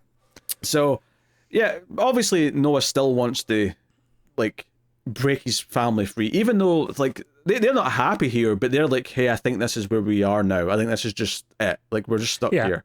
I think the mother even says like, look, the Eagle clan's gone, and he's like, oh, but they live on in our hearts. And he's like, yeah, okay, but ignoring the sappy stuff, the Eagle clan is gone. Like we are stuck here. We are Proximus people. That's done. That was making me think of The Road a little bit, because one of the key things in The Road is this idea of we keep the fire burning inside. I don't know, that's just what he made me think of. And he's like, no, the Eagle clan's in here. We are the Eagle clan, damn it. Eagles fly together. I mean, yeah. Although that does bring up, as soon as his mom basically shuts him down, it's just like, look, this is our life now. You found us. I'm so happy you're still alive, but like, don't do anything crazy or whatnot. And he looks down at the pendant that was given to him by Raka, and it's just like, Proximus is making these laws, but the laws are wrong. And he comes to this conclusion of like, I'm going to make some changes. I'm going to get my people out of here. Just to sell this moment, at the start of the movie when he's talking about the eggs and like, oh, we have to leave one, he says it's the law. Like it really sets this idea up that he really obeys the laws that his community had set. And it's this idea here that for the first time in his life, he's like, okay, Proximus is set up these laws. And it's a really big cinematic moment where he clutches the pendant and is like, but the laws are wrong. And I think what's really interesting, I mean, forgetting everything else the movie's doing here, it's really interesting that in this new civilization, this species that have risen up, and, you know, we spent so much time in Dawn talking about how, like, okay, it's split into two factions, and Koba's using things in a certain way to, you know, advance his, like, leadership and for his own selfish reasons. I think it's really interesting here. We're seeing, like, maybe the first ape, at least we're seeing it in the movies, that is, like, questioning the authority for good reasons, where he's saying this other ape has set up laws that benefit him, and that's not right. That's not for the betterment of everyone. So we're basically seeing the first idea of like an uprising from the sense of like, okay, this totalitarian regime needs to be brought down. You know, I'm kind of like, with broad strokes, this idea that this is the first time an individual ape has went and said, no, power to the people. Like, that's effectively the moment for him, and I really like that. I really, again, it's this build up that we're going to of eventually what we're going to end up with, as we've seen, is almost like a democratic society. Like it's going to be this build up of mirroring human society more, and this is just one of those stepping stones where obviously you're going to get the period where like, okay, he who controls the power controls the people. Proximus has set up this massive kingdom. He's got all these soldiers and he's got the weapons to use them, and he wants to expand his kingdom more. And it's this idea of, okay, well, you're going to have people who do little rising ups and try to escape that. So no, I think it does a fantastic job of building that up. But the primary thing that comes out of this scene, though, is we see finally he has earned the right to his father's falcon. Or his father's eagle, I should say, which lands next to him, and then he holds up his arm, and the eagle lands there, and he's finally taking the charge of leader of the tribe. Yeah, it's a very symbolic moment. It's like him, it's like he's earned the right to wield it. He's earned the confidence, and it's not even like I almost wanted don't use that word earn, because I think it's more about self-confidence. It's not so much that the eagle's judging him and like, okay, now I'll do it. It's more that he's finally standing upright, holding out his arm with confidence, and being like, you know, I am like in charge, and I believe I'm standing for what I believe in, so I feel like I've got a purpose, kind of thing. It's not the eagle, him having the eagle, that makes it. The eagle judges that he is internally self-worthy, and that's he's now saying like, all right, here's your little badge that says you're now the guy. Yeah, so this scene's very good. I will say though, this was the part of the movie when they start plotting around and stuff where it felt like it was like everything had slowed down a bit in terms of like Yeah. because like there's so much big dramatic climax with all the stuff with May and Rocca. Both between like the name being shut out and then the big climax on the bridge, it does feel like the movie resets quite a bit after that because we have to introduce the villain now. We have to introduce this whole society. We have to introduce the goals of the villain in this big vault. So there's a lot of setup again after that, which I do think makes the structure and pacing feel a little bit iffy around here. Yeah. Also, this is kind of where it begins showing the one thing in this movie that I can't get behind. It's my one big problem with this movie. As much I love the idea that the apes have lost a little bit of stuff over time in terms of like the mythology of what actually happened. They obviously we have the Proximus apes are very much about power. They use the apes strong together sort of thing as a war cry of like apes deserve this. The more apes we have, the stronger we are, the more we deserve. Whereas you get Rocca's stuff, which is very much on the side of apes strong together means caring for each other and building a society together sort of thing. But there was always something lost to it. May, at this point, starts recounting what happened to the humans, and she's just 100% right. Like as we saw in the movie, she nails every single solitary thing, and all of the history is 100% accurate to what it actually was. And I just don't like that. I think over 300 years, all these other human generations have come and gone. Yes, we are better at record keeping, but I still feel like through the chaos that was that virus sweeping through and all the apes taking over, something should have been lost.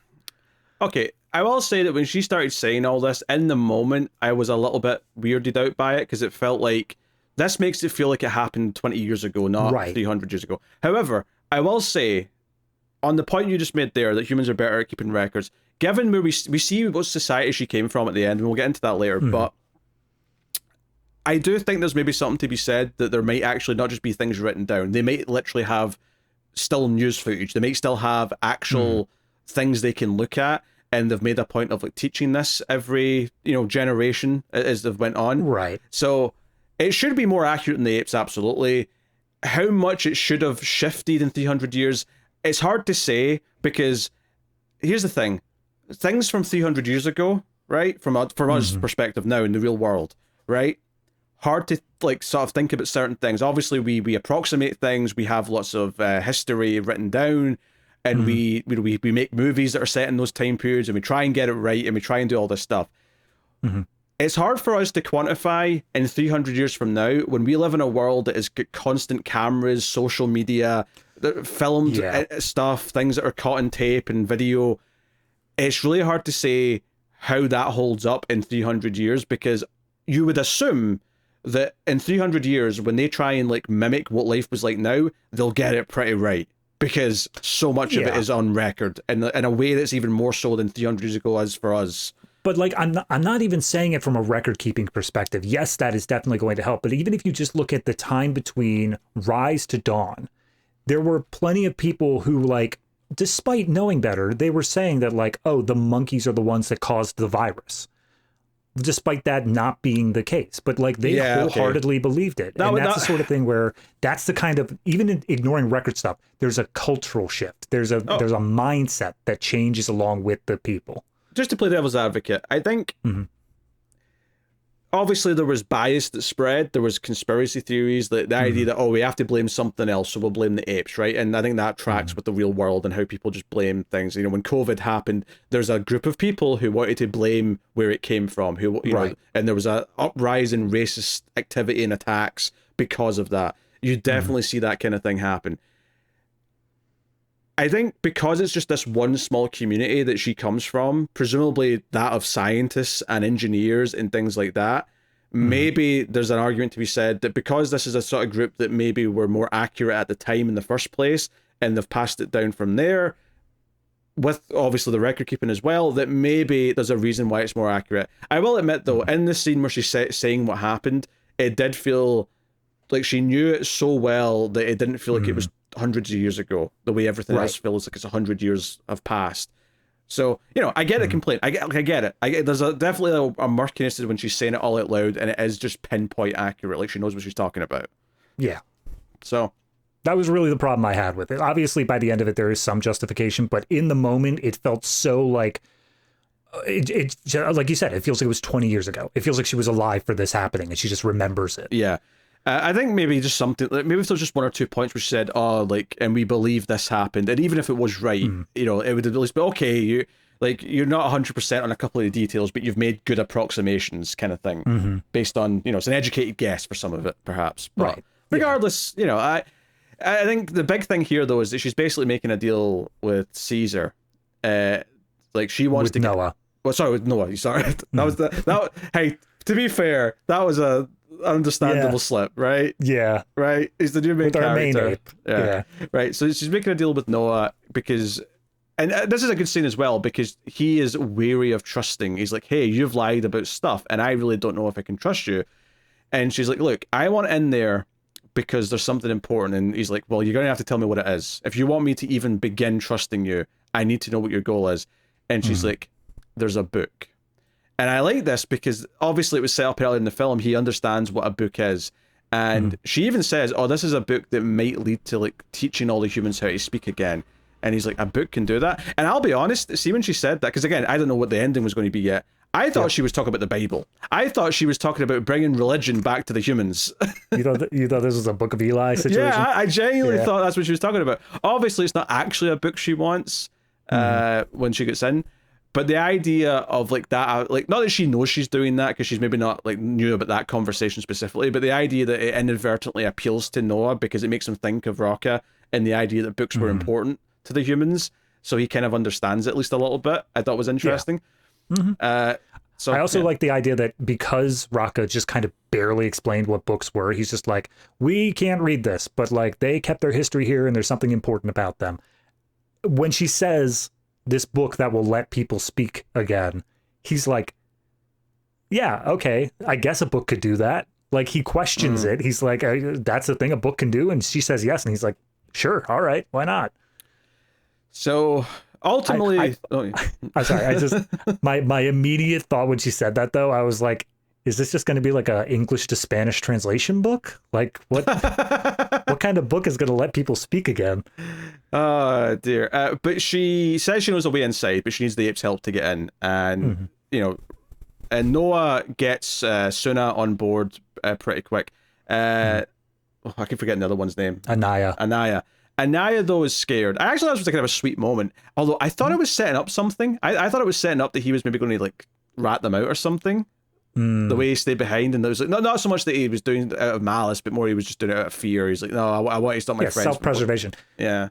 Because he was also the only one that was like inside the kingdom. He was the one who had like theoretically a cushier job because he was just serving food for Proximus. So it would make sense that there would be something where he was trying to maintain like, no, I don't want to be that said, out there though, with the rest of you. He didn't look happy when he looked like he was scared as he was serving food. So I'm not so sure it was cushy in that sense. It may have been more... No, definitely not. Like, I'm close to the big bad guy, so I'm feeling more scared than everyone else is. Yeah, I mean, honestly, out of all the characters here, I think Anaya gets the least amount of development. So whatever they wanted to give him here of him saying he was scared, that's fine. Hey, but I mean, it's more than like Rocket got in the first Rise, and he get developed more in the the movies after. So I mean, the fact that even Suna's already had this much time feels like there's room to really grow these characters and follow-ups. Yes. Which is honestly the biggest compliment I can give this movie is I am interested in seeing more of Noah's story. Like I'm interested in him being the new lead character, which is something that I, like that's a hard sell. Like, are you replacing Caesar? Who's this new guy? Is he just like discount Caesar? And I think because the themes and what they're doing with the story are so different by the end, it feels like, no, there's an interesting, his own journey is here to be taken that's going to take the culture of the apes forward in a way that's different to what happened at the start of the story with Caesar. So it definitely feels like there's this idea that what was the previous one was just a singular tribe of apes. I think that this one is going to lead out into the much more planet of the apes. We're going to see the interconnectedness of these tribes a bit more. Which is even more than the original could ever dream of doing, because the original just, there was a scope they couldn't go beyond because it's 1968 and we're doing it this way. This really feels that we're going to deal with the idea of different ape communities. Maybe there'll be trade between different ape communities. Maybe there'll be it may actually be more of an actual planet rather than just one community, which is what the original Planet of the Apes kind of had.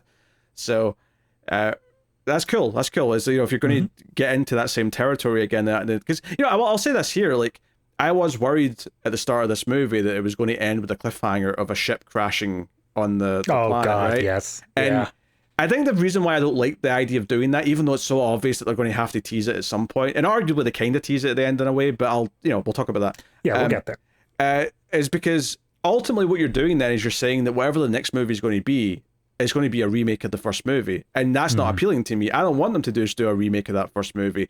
So I think if they're going to sort of like overlap into that territory, they have to do it with some differences. And I think what we're talking about here, that there may actually be a full planet of apes rather than just one community, would be one thing that would make it feel unique and different. But it can't play out the same way because we know the twist for a start, and we also know a bunch of other things. So the twist is it's actually Mark Wahlberg that comes down. Oh no, don't you dare. Don't say such horrible things, David, you piece of shit. Why would you say such a thing? I'm sorry. That's disastrous, that. So, but the big thing before this plan happens, before they go to the secret entrance, which is like a vent in the back that's leading out to the cliff, that's, so it makes sense why no one's found it, but at the same time, the apes can climb to it. But before that happens, though, when they're having this secret meeting, and they've been getting some supplies, like some rope and, explosives or whatever, William H. Macy pops out, and he's like, hey, they're just going to rebuild it. Because they just think, he just thinks they're going to, like, blow up some of the fort or whatever, but he's like, hey, they're just going to rebuild it. Like, this is all futile. This is pointless. And he's, like, stepping forward, and he's making this speech. And what's really interesting about this scene is that May attacks him from behind and chokes him out to death.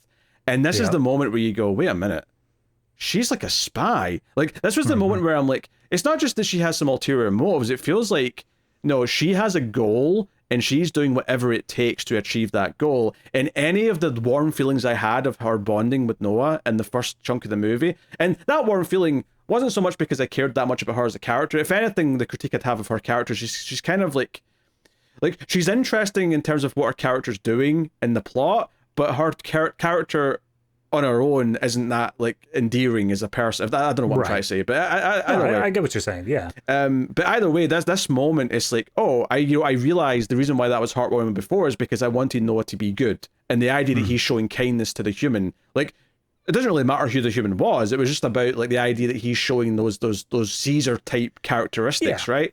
And this idea here that it makes us go, oh, maybe he was wrong to like actually feel for her because she might be dangerous. And they look shocked. Like, him and his two friends are looking at this murder, and they're like, this is cold. You just coldly killed this guy like an assassin. Yeah, especially because I don't know if like the implication was that he was going to go back and just directly tell. I mean, I think that's what was happening. I think that's what she's worried about. That's why she's making this move. But that's the thing, is that it didn't directly say he was going to do that. So from their perspective, these two humans, which as far as they know are the only two like intelligent humans that are able to speak. Yeah. And one of them just kills the other. Like, this is on that same sort of level of like, when Caesar kills Koba sort of thing, where it feels like it's a big deal. It is this big problem that like this core tenet is broken. That's the thing though. I think it's even like bigger than that. And it's not to the humans, but it is to the apes, right? It's this idea that if we're dealing with this theme in this movie, because I think the other big theme of this movie, which I've kind of not talked about too much yet, because this is where it really comes out, is the idea of like, should the apes and the humans coexist, and should there be some kind of like bond between them? Because, like you say, this is the only two intelligent humans these apes have ever met, and one has just killed the other. Like, what does that make them think of intelligent humans? It makes them look savage. It makes them look like they're cold, they're cruel. It makes them look like they'll do anything to win, and that they can't be trusted. This does not make them appealing to work with. This makes her look like more of a villainous human than any of the humans that were the leads in the previous movies, right? Like, You know, like, yeah, Jason Clarke and Dawn might have been willing to kill a human, and he does hold a gun up against someone, but he's not coldly doing it because there's a chance they might do something. You know, he's this actually felt kind of vicious, and it was like, yeah. And I mean, even when you get to war, he's obviously, our villain there is obviously killing other humans, but it's always with this idea that they are infected with something. It's never just like, oh, I kill someone due to an ideological difference. Or something he has a dark character. That's why I was specifically saying the protagonist humans, not like, because he is a villain in that movie for sure. Yeah, he's definitely a villain and he's definitely darker, but he at no point does he ever go against humanity in like just an ideological way. It's never something where he disagrees with someone and then he kills them. I mean, obviously, it's implied that he would if the movie were allowed to progress, but for this one, this is just something where it's like William H. Macy just thinks the apes have won. The apes are the natural result. They are the ones. This is how the world is now. There's no use trying to fight it. And she is just so against that as a core concept that she just straight up kills him. It's, well, that's that's the other side of it, right? Is so one is that this is what humans do. They're this willing to kill each other. So clearly, step one, this will make Noah rethink ever wanting to work with human beings because they look. I mean, sure, yeah, we've seen Silva kill other apes, but again, that felt like a big deal. It felt like that's not normal. Whereas there's only two intelligent humans they've ever encountered, and one's just killed the other. Like, that feels like it's much more easy for humans to do. Obviously, it's debatable if it is or not, but like that's what it seems like to them. The other part of it, like you said, is this kind of shows like she's fighting against the guy. She kills the guy who says apes have already won. We may as well just make peace with that and try to find a place to live in the world with them. And she kills him for that belief effectively because she doesn't believe in that, which implies that she wants humans to rise back up. So now you've also got the added element of this of like her motivations are ultimately for humans to be back on top. So the trust even there at that point is like, well, your goal is ultimately to rule over us. Like, like if you actually get this power back, if you make humans thrive again, if you get your technology going all again, are you going to let us like live as like equals, where you leave us like parts of the land and you like have your part and we can live in harmony? Or are you eventually going to go, no, we're stronger, we've got the tech, we're going to take over?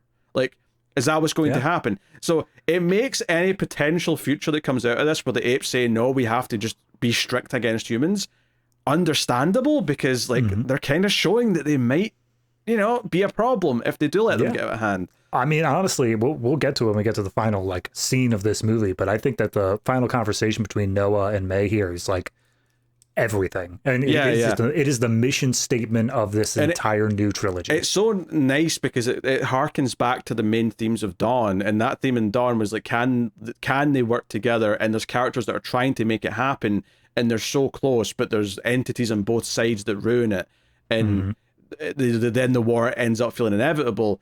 This is coming at it from a much darker place almost, where it's like, maybe it's inevitable that we can never work together, and all of the worst impulses are happening in both sides. Well, in the human side, at least, anyway. So, well, I think it just boils down to that idea that humanity, they were in power and they lost it, but they never lost the memory of it. And so it's this idea that they're always going to keep striving to have what they lost all that time ago, and there's nothing that's going to stop them. It makes sense. Like, you can't really fault that either, really. No. Like, you would want it back. So, if you find me deserted in like a post-apocalypse with nothing but trees and like some fruit, I'll be like, yeah, I missed the internet. I want all these things back. Damn it! You just start hooking up palm fronds together, hoping that you can just fake an internet. So they go on this mission, and she's like on Noah's back as they climb up the cliffs to get to this entrance. And when they get inside, there's no one here, right? It's deserted. It's clearly been sort of run down a little bit over time, but there's a lot of stuff here. There's tanks and stuff like sitting there near the entrance. Yeah, that is one thing that May said to William H. Macy earlier on, because he was basically saying like, yeah, they'll get into the vault eventually. And she makes the point of saying, don't you know what that is? When everything started going to hell, that's where like the government people retreated to. So it almost gives this implication that we are expecting to see some humanity in here, because this is like one of the last bastions sort of thing. Yeah, it sounds like no one ever made it in. Like, this was clearly being prepped as like the big main bunker, and just somehow, everything happened, they didn't get inside, so it's all just went to waste or whatever. But, we see like a classroom, we see, various things that would be there for life. Some notable things, because May splits up with them and goes to do her own thing for the most part, but just some of the different things we see here is they pick up a children's book. So the three apes, right, pick up this, because eventually we didn't mention that the friend showed up to like help. It's like, hey, no, like, I'm here to help, kind of thing. And they see this children's book, and it's like, it's like a zoo, right? So they're going through these pictures, and it's like, and obviously you see like a child like petting like whatever through the bars, and you're like, oh, they're going to get to some apes. They're going to get to like apes and see what life used to be like on Earth for apes. And sure enough, if anything, the most unbelievable thing is that there was too many pages of apes. I'm like, I feel like the book would be a bit more varied, but I get what they're doing. Yeah, there's a page for zebras, a page for giraffes, a page for gorillas. Yeah. A second page for gorillas, another page for apes. Yeah. It's like, yeah, all right. So this is obviously like a big moment for them, seeing what this was like, and like, again, sort of implying what maybe May is trying to rebuild. Like, do they want us to go back to this? Because, we've kind of got, independence now. We don't want this to be like what we go back to. Like, why would we want to live in cages anymore?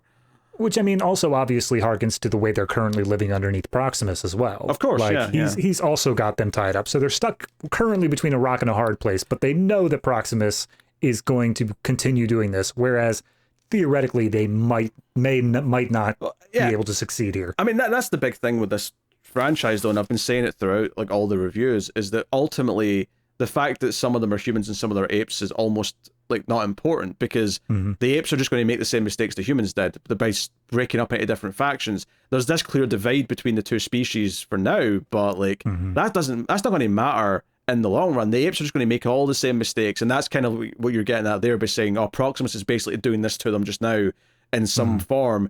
So if it's not the humans putting them in cages, it's other apes putting them in cages, and that's always going to be a thing.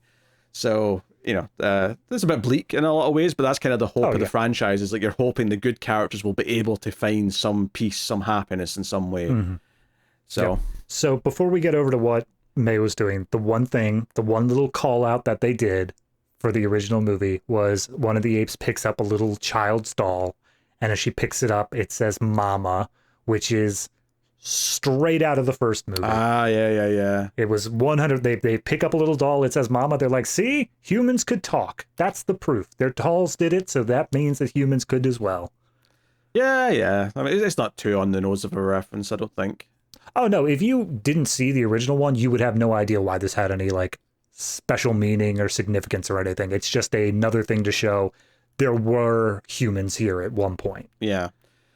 Yeah, May, well, there's a moment at first where she sees like a gun rack, and she's sort of looking at it like, does she take one, right? And obviously she does, that we see later, but she goes, and what she actually takes, she goes into like the sort of the hardware area where there's a bunch of like tech and stuff, and she takes out like an encryption key for like the SAT system or whatever it is, and that's what she was actually here for. So it's like, okay, all right, interesting.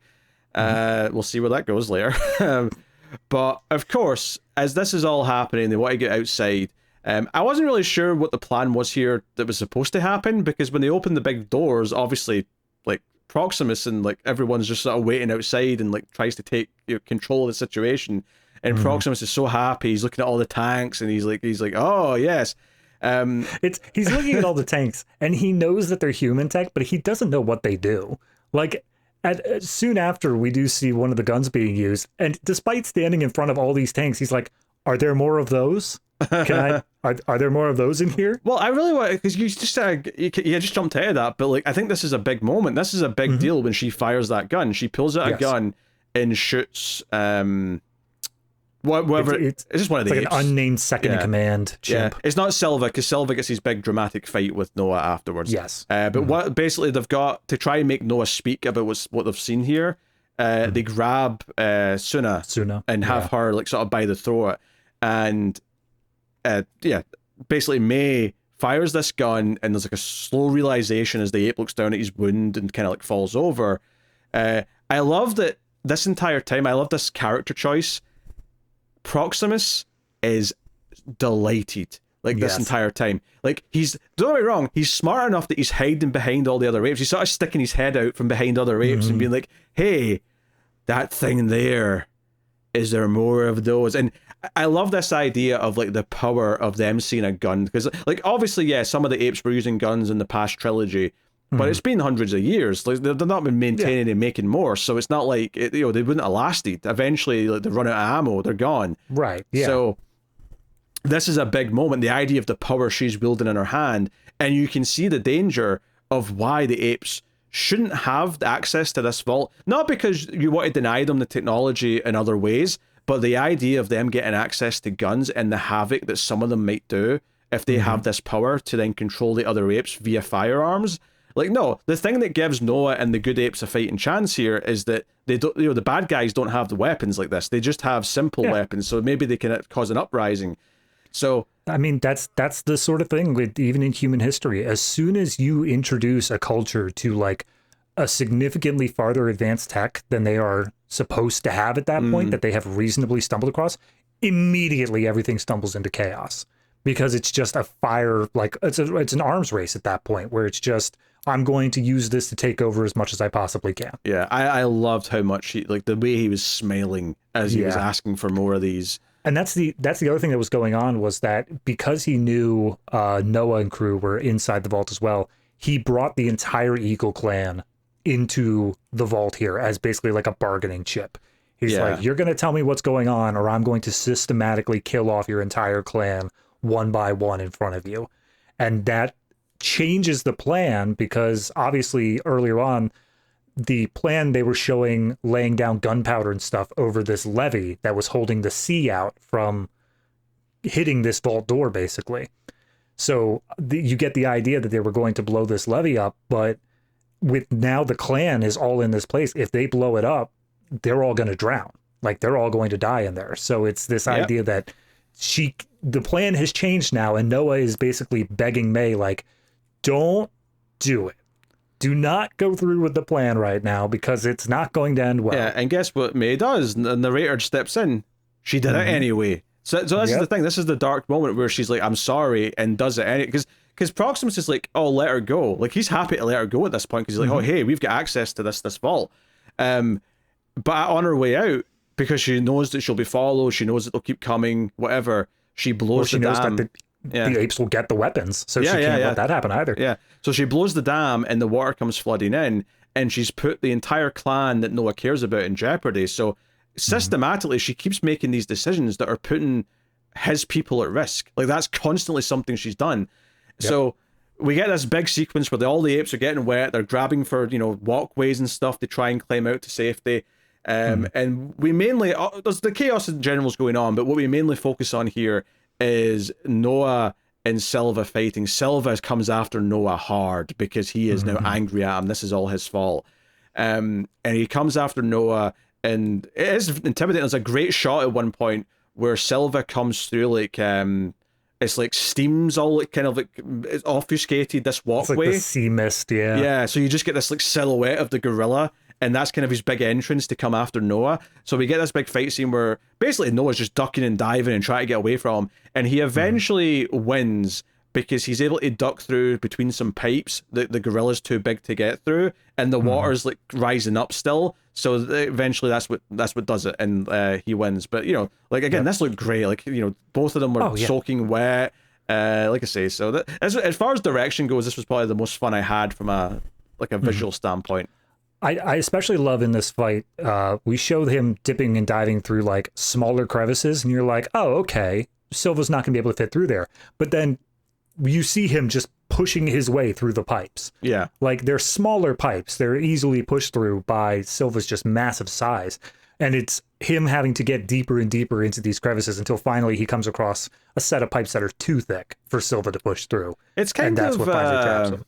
Almost a symbolic thing for the whole movie is the idea that the one that's more big and powerful can be in charge, so the smaller ones have to outthink them. And that's why ultimately Proximus is going to lose, because all he has is power and strength.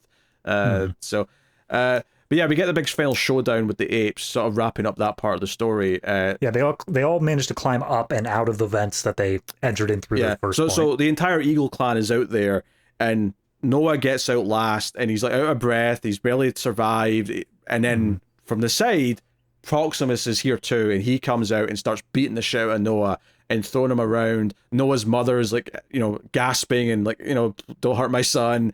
Suna's upset about it as well.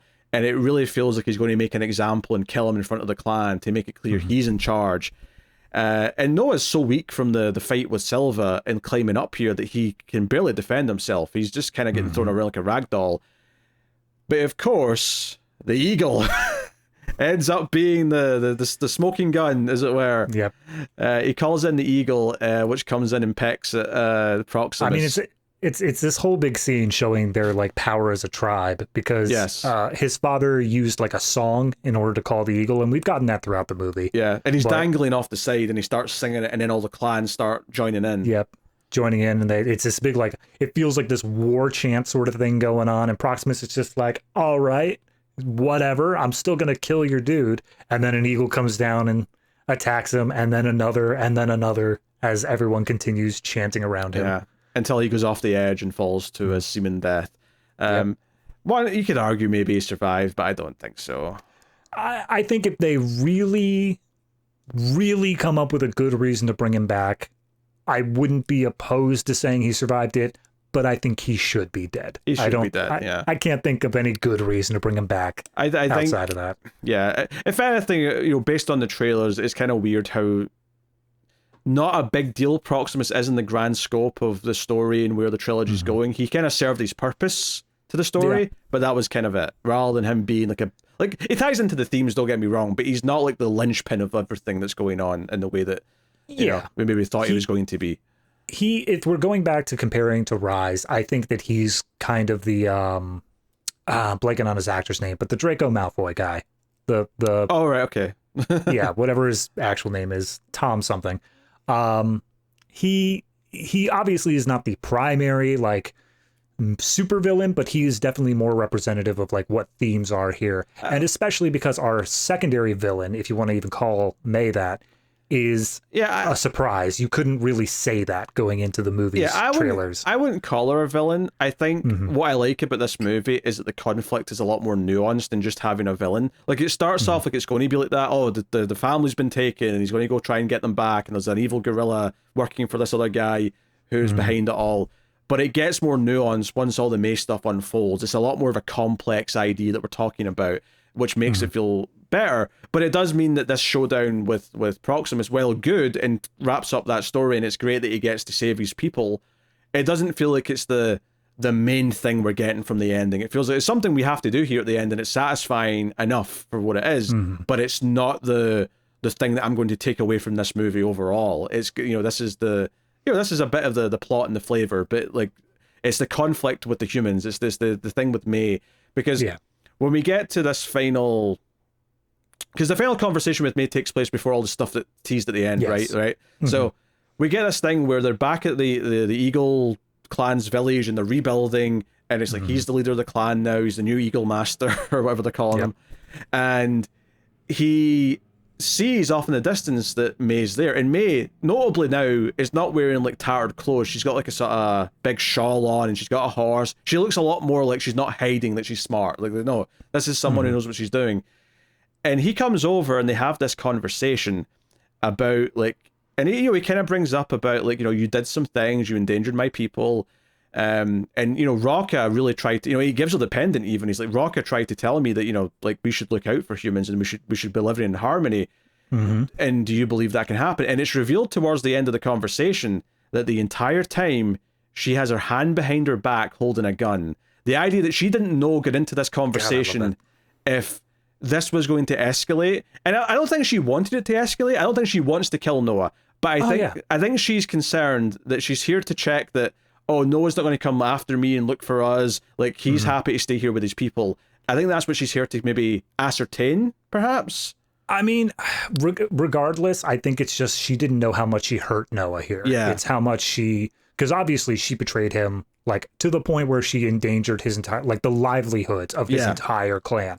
So coming back here was always going to be a risk of how much is he pissed off. I mean, even back at the start of the movie, her involvement is what even led them to his clan in the first place. It was her showing up and getting involved, like her running through this part of the country, even if it wasn't her intention. That's what made them look through this part of the country. That's what made them look around here for her. That's what led to his clan.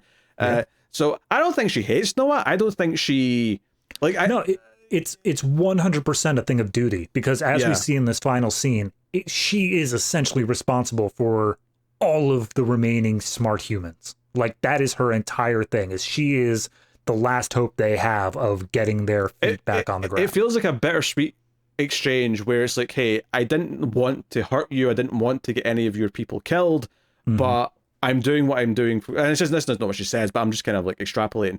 Like, I'm doing what I'm doing because I believe in it and I have to do it.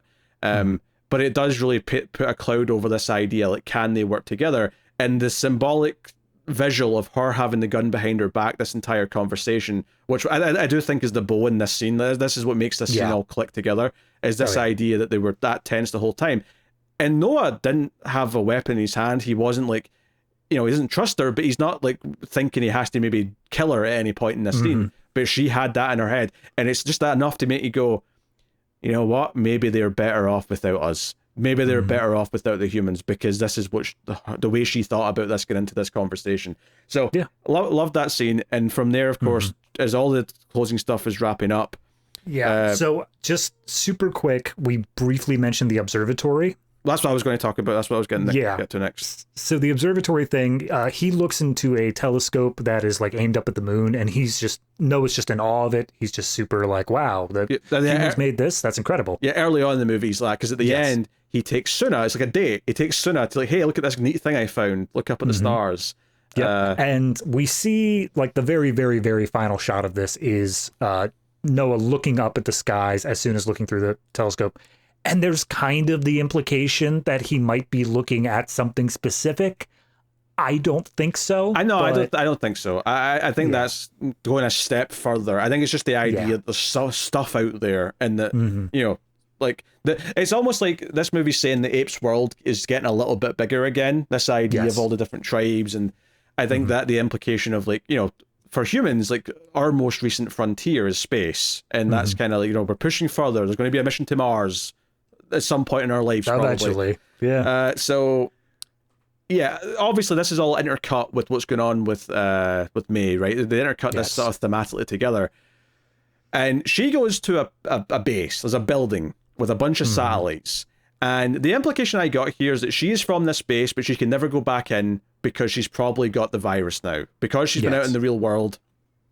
She's effectively sacrificed her life knowing that she'll probably, even if she never actually shows symptoms, it's like she can never go back in with her people. She was chosen or volunteered or whatever the case may be. Maybe we'll find out in the next movie. Like, she's naturally immune, but not everybody in the base is, so she has to stay out.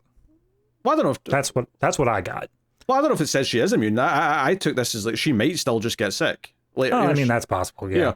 She's willing to take the risk for her mission. Like, that's the idea of the duty part of it, is that she accepted this task to go out and carry out this mission to get this key card, thing, and bring it back because they needed that to advance. And because the person that greets her's got a hazmat suit on, it's like, we're not taking any chances.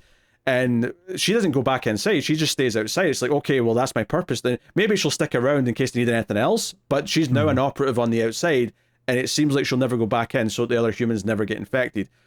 But they plug in this keycard thing into a thing, and then out of nowhere, an actress that I like showed up. Her name's it always sounds bad the way I say it, so I don't know if that's how you pronounce it, but Dickon Lackman.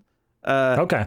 But she is there, and they plug in this keycard thing that gets the satellite system going, and we see the satellites all turning, and they start speaking into the mic. Is anyone there? They're talking to someone. Now, you can read this, of course, as they're just trying to communicate with people in other countries, potentially, right? But intercutting this with the big telescope looking up at the stars and the satellites all pointing upwards, it kind of feels like maybe we were hinting at people in space. Yeah, right. It's 50-50 for me. I think that saying that, okay, this is how, because obviously she said, I'm looking for a book that's going to let people speak again. Yes. And there is also one line that Proximus says of humans used to be able to do all this stuff. They could communicate over oceans. Was one of the things that was one of the things he said, yeah. So all of that stuff thrown together really makes me think that it's just they're on a frequency band that is used here, and they're talking to other people across the oceans. That seems the most reasonable thing. But because of the space aspect of it and looking up in the stars with like the observatory and whatnot, there is always that implication that like, and somehow out in space something would be happening. Yeah, someone does answer, by the way. Yes. It's important to say that. And obviously, the person, as they say it as space, it could just be like maybe the International Space Station is still up there. Maybe there's just a few astronauts kicking around. I'm going to go ahead and say no, because the implication to that would be they had enough supplies for 300 years. That's true. That's a very good point. Yeah. So the only person that could be out in space is the return trip of the astronauts who went through time. That's it. There's no other options. Yes. Which, if they are talking to them, then I would say that does completely change the dynamic of how they, because obviously in the first original movie they just crashed on Earth and they didn't know they were on Earth. This would completely shake up how it all plays out, right? Yes. So probably not that. Let's just assume, okay, they're talking to people somewhere else in the world, but it definitely builds this idea that the core few humans that are left, that are still functioning intelligent humans, are trying to fight their way back to civilization. They're trying to come up with solutions to the problems, and potentially might be not villains, but antagonists to the apes, because naturally it just opposes the existence of the apes and the extent that they are now. I mean, that's one of the things that Noah said in his little final monologue to May was, you humans are not going to stop until you have everything. It's not the idea that like you can come back and get your own little civilization going and then you'll just be happy with that. You are not going to stop until the world is yours again. And this is that first sort of implication to that, where they have a little civilization going. They are living 300 years in this vault. They've managed to do that. But they need more. They have to communicate with other humans across the ocean. They can't just keep to themselves. They have to build out. Yep. Which makes you, I think it makes me sympathize more with Noah and the apes in this scene. Absolutely. Not that I blame the humans, like I understand why. Like maybe if they just said, hey, yeah, we want to expand and have like cities again so we can have more of the comforts we used to have, but because maybe there's not enough of us, we have more of a diverse population, where there's too much inbreeding going on or something. Like there's potentially reasons why they have to expand, they have to meet up with other humans, but yeah, at no point does she make any kind of promise. She didn't say, oh, I'll talk to my people. We'll make it clear that you're a civilization in the same way that there used to be different countries where we have to be at peace with you. I mean, isn't that what Noah basically said? Was as he passed over the pendant, he's like, do you think that humans and apes can ever truly live together? And I think she responds with, I don't know. Yeah, she has an honest answer. I don't know. And I think the idea of her having that pendant now is that she might be at moments in potential future movies where she's going to make a decision and she'll be like, no, I should follow the teachings of Caesar too. I should actually heed those lessons, that we should try and live together. And that's a lesson that applies to both apes and humans. She's absolutely, at some point, if we continue to follow her character, absolutely going to be pushed into a situation where she's asked to go too far. And then she's going to reflect back on, oh, Caesar and the apes who were kind to me. Like, I shouldn't be doing this. Yeah. So, and that could be a very compelling arc and would really flesh out that character if we go down that path. But yeah, all the themes that they're playing with here by the end are super interesting. And this idea that the human and ape conflict is sadly inevitable. And we've seen it already be inevitable. So the hope is that maybe this time things can be different. Maybe there's another reason. Because I see no reason to say we have to get to the future that the original movie's in, especially since if we're going to do it exactly as it happened at that point, we're just doing a remake, and I don't think there's any interest in that. Like, if we get to like the end of the second of these movies and it's like, hey, the next one's basically just going to be a remake of the original film, I'm like, well, that's deflating. I don't want that. I think it's more interesting doing your own take that we've built up to in this new world. Yeah, I mean, I would think I would be okay with the idea of at the end of this trilogy, there's just a tease that says the next thing is like, you're never going to see it. We're never going to actually do it. But like, right after this movie ends is where the next one, like the remake, would have picked up. I think the problem is, though, is that the whole reason why the original movie works is because we're dropped into it. Like, the character's dropped into it. He doesn't know it's Earth. He doesn't know why this world is the way it is, and we learn through them. That serves no purpose now, because we've been here since the start of this world. We've been here through its development, thick and thin. So if you want to do a story about some astronauts returning and do something different with it, then sure, yeah, we can do that. Why not? But it can't serve the same function as a story as it did in the original, because it just wouldn't be compelling the same way again. I mean, honestly, just based off of how these trilogies have been developed, you would have to be telling the story via the viewpoint of the apes. Yep. Yep. Like that's the only way that because that's all these trilogies have been following is the viewpoints of the apes. There's no reason to follow the human. It would have to be about how an astronaut or two showing up interferes with a conflict that's already brewing with the apes, and how it'll play into them doing something or not. Like in the same way, like everything with me in this movie, it was more about, okay, what does this mean for Noah's character? Like that's how I was thinking about it for a lot of the movie. Obviously, by the end, there's an interesting idea with the humans and like where we could go forward, but a lot of the movie, it was spent thinking of, okay, in context of Noah, what does this mean? And I think that would continue throughout. So, yeah. But yeah, it's a solid movie. It's got good themes. It's got good ideas. It's got some great scenes, great visual effects. It's not as perfect or tightly put together as the last two. I think quality-wise, there's an argument to say it's a bit on par with Rise. I would say I like Rise a little bit more overall, but they have different strengths. They have different strengths and different weaknesses. Yeah, I'm wondering how much I like Rise is tainted by I know how good of like two movies it rolls into, whereas this one is far more just on its own right now. I don't know what is coming out of it. On that, I would say one, I remember liking Rise a lot before the next two came out, so I it definitely still worked on its own. Yeah. Two, another point that you just made me think of is that I think this movie will be very affected if we get a follow-up to this and it's not good. I think it will negatively reflect back. Not that it will make the quality of this one any weaker, but I think that that trilogy exists so well as a trilogy that it would be very easy if like all the follow-ups to Kingdom are bad to be like, well, we'll just ignore Kingdom now because that trilogy is perfect on its own. So Kingdom, it doesn't need to have a good sequel to be considered good. I'm saying it's good right now, but I think if everything it sets up leads to bad movies because whoever's in charge of the next one doesn't do a good job, it will become this kind of, well, it's an interesting movie, I like what it did, but because what it leads to is bad, we'll just kind of like let it fall by the wayside kind of thing. I mean, not in any sense saying that this was a good movie, but like Force Awakens did have decent critical, like positive acclaim. People did generally like that movie, but because the latter two just kind of flubbed it, the entire trilogy is now just a wash. Well, nobody's like, oh, let's watch episode 9 or let's watch episode 7. That's a big one. I mean, Last Jedi is divisive, right? Yes. So for some people, for shitty reasons, for some people, reasonable reasons. Right.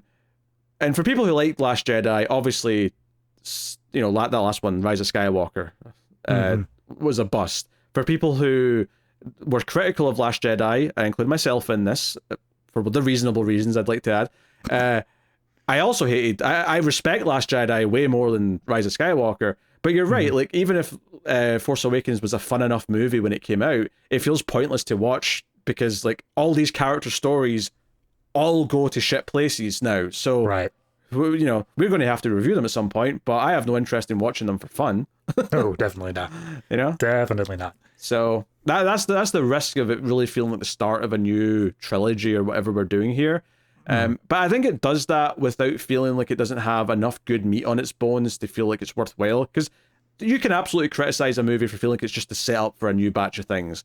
I think this, much like Rise, has a solid enough foundation in its story to work on its own as it is, but clearly they're thinking about the future. They're thinking about this becoming more things. And arguably, the ending with the human base here is the most sequel baity of any of the endings of these past few movies, I would say. Yeah, no doubt. I mean, I can't even, there was nothing in Dawn, I think, that was really sequel baity. Like, obviously there was the setting up the idea of like, oh, the human, you know, like conflict is going to be a big thing coming up, but there was nothing to say specifically what that was going to amount to.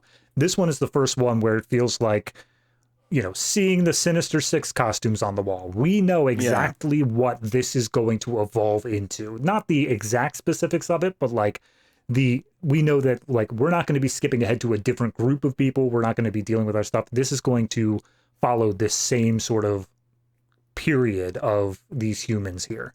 Yeah.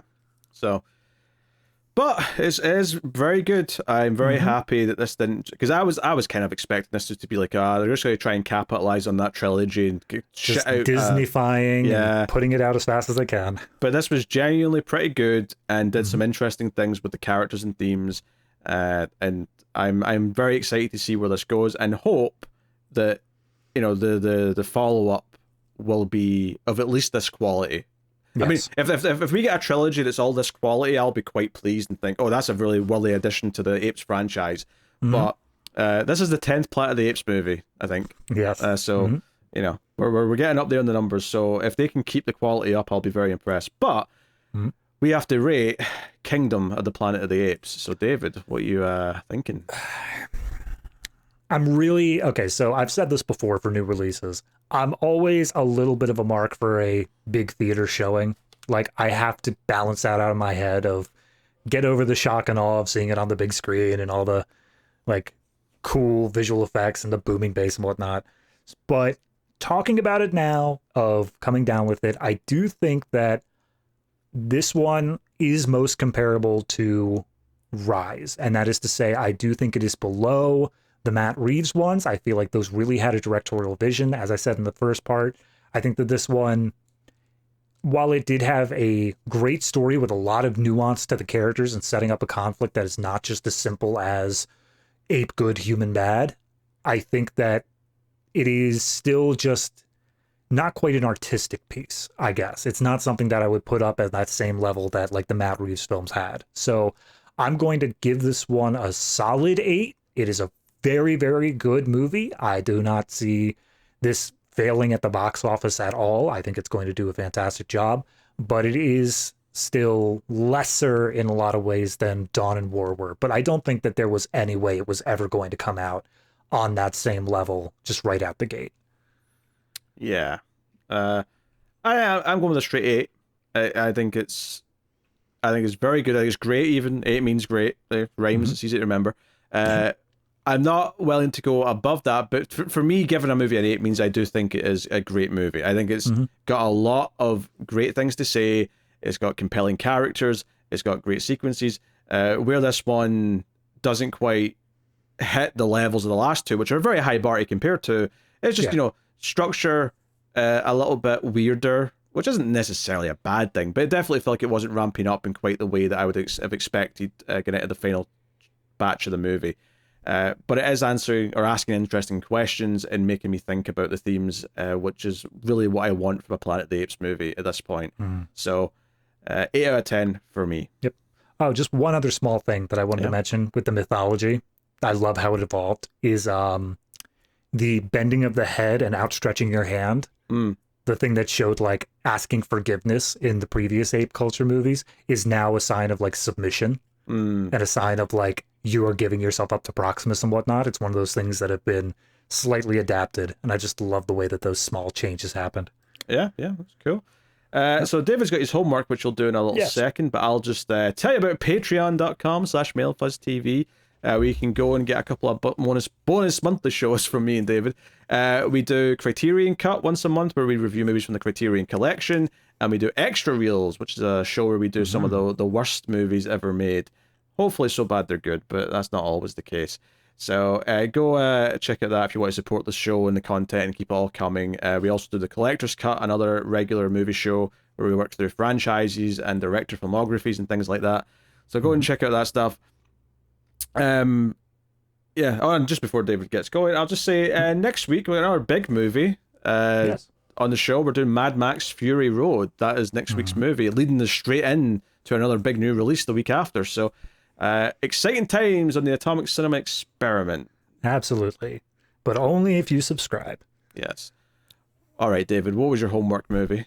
I'm not giving out any points for people who guessed this one beforehand. It's Conquest of the Planet of the Apes. I thought that might have been the one you went with. Yeah, I was debating doing a double homework, honestly, because obviously this is the last Apes movie that we're going to have for at least a couple years. And I still have the 5th of the classic series to go, Battle. And the remake. And the remakes I'm going to tie to like either when we talk about a Tim Burton movie or God forbid another Transformers comes out with Mark Wahlberg. Oh. But yeah, no, I did Conquest here, and for those who haven't seen Conquest, it's Rise. It's a different Rise. It's done in a very different way, but the general result of the movie is Rise. It's not as good Rise. Yes, absolutely. Yeah, absolutely. Going through it, I was a little bit surprised at how it managed to fit in this idea of a revolution amongst the apes so quickly, because it's only like an 80-minute movie. It's very fast paced. And honestly, the first half of it is just setting up this world where dogs and cats have gone extinct, and so mankind has decided to make apes their That is such pets. a weird detail they added in that movie. Yeah, it was. But it was a virus. So tiny little things have been adapted over time. Beyond that, I think the biggest problem I have with it is editing. There's a lot of issues when it comes down to like certain things being shown and not shown, and the pacing of certain aspects. I think that they do a good job of setting up this conflict of Caesar, who is introduced in this movie and is showing him rising up against humanity as a whole. But like, I don't want to spoil too much of it, but at the end of the movie, it's very clear they're going a certain direction. And then they pivot and say, oh, wait, but no, not actually. Well, interesting you say this, because if I remember Yeah. correctly, there's different endings to this movie depending on which Yes. version you watch. There are. I watched, I guess, the theatrical cut. I watched whatever was first released. And it is so obvious that this was all edited in post, because they literally show Caesar just like going right up to the point of saying, we're going to do this, we're going to do this.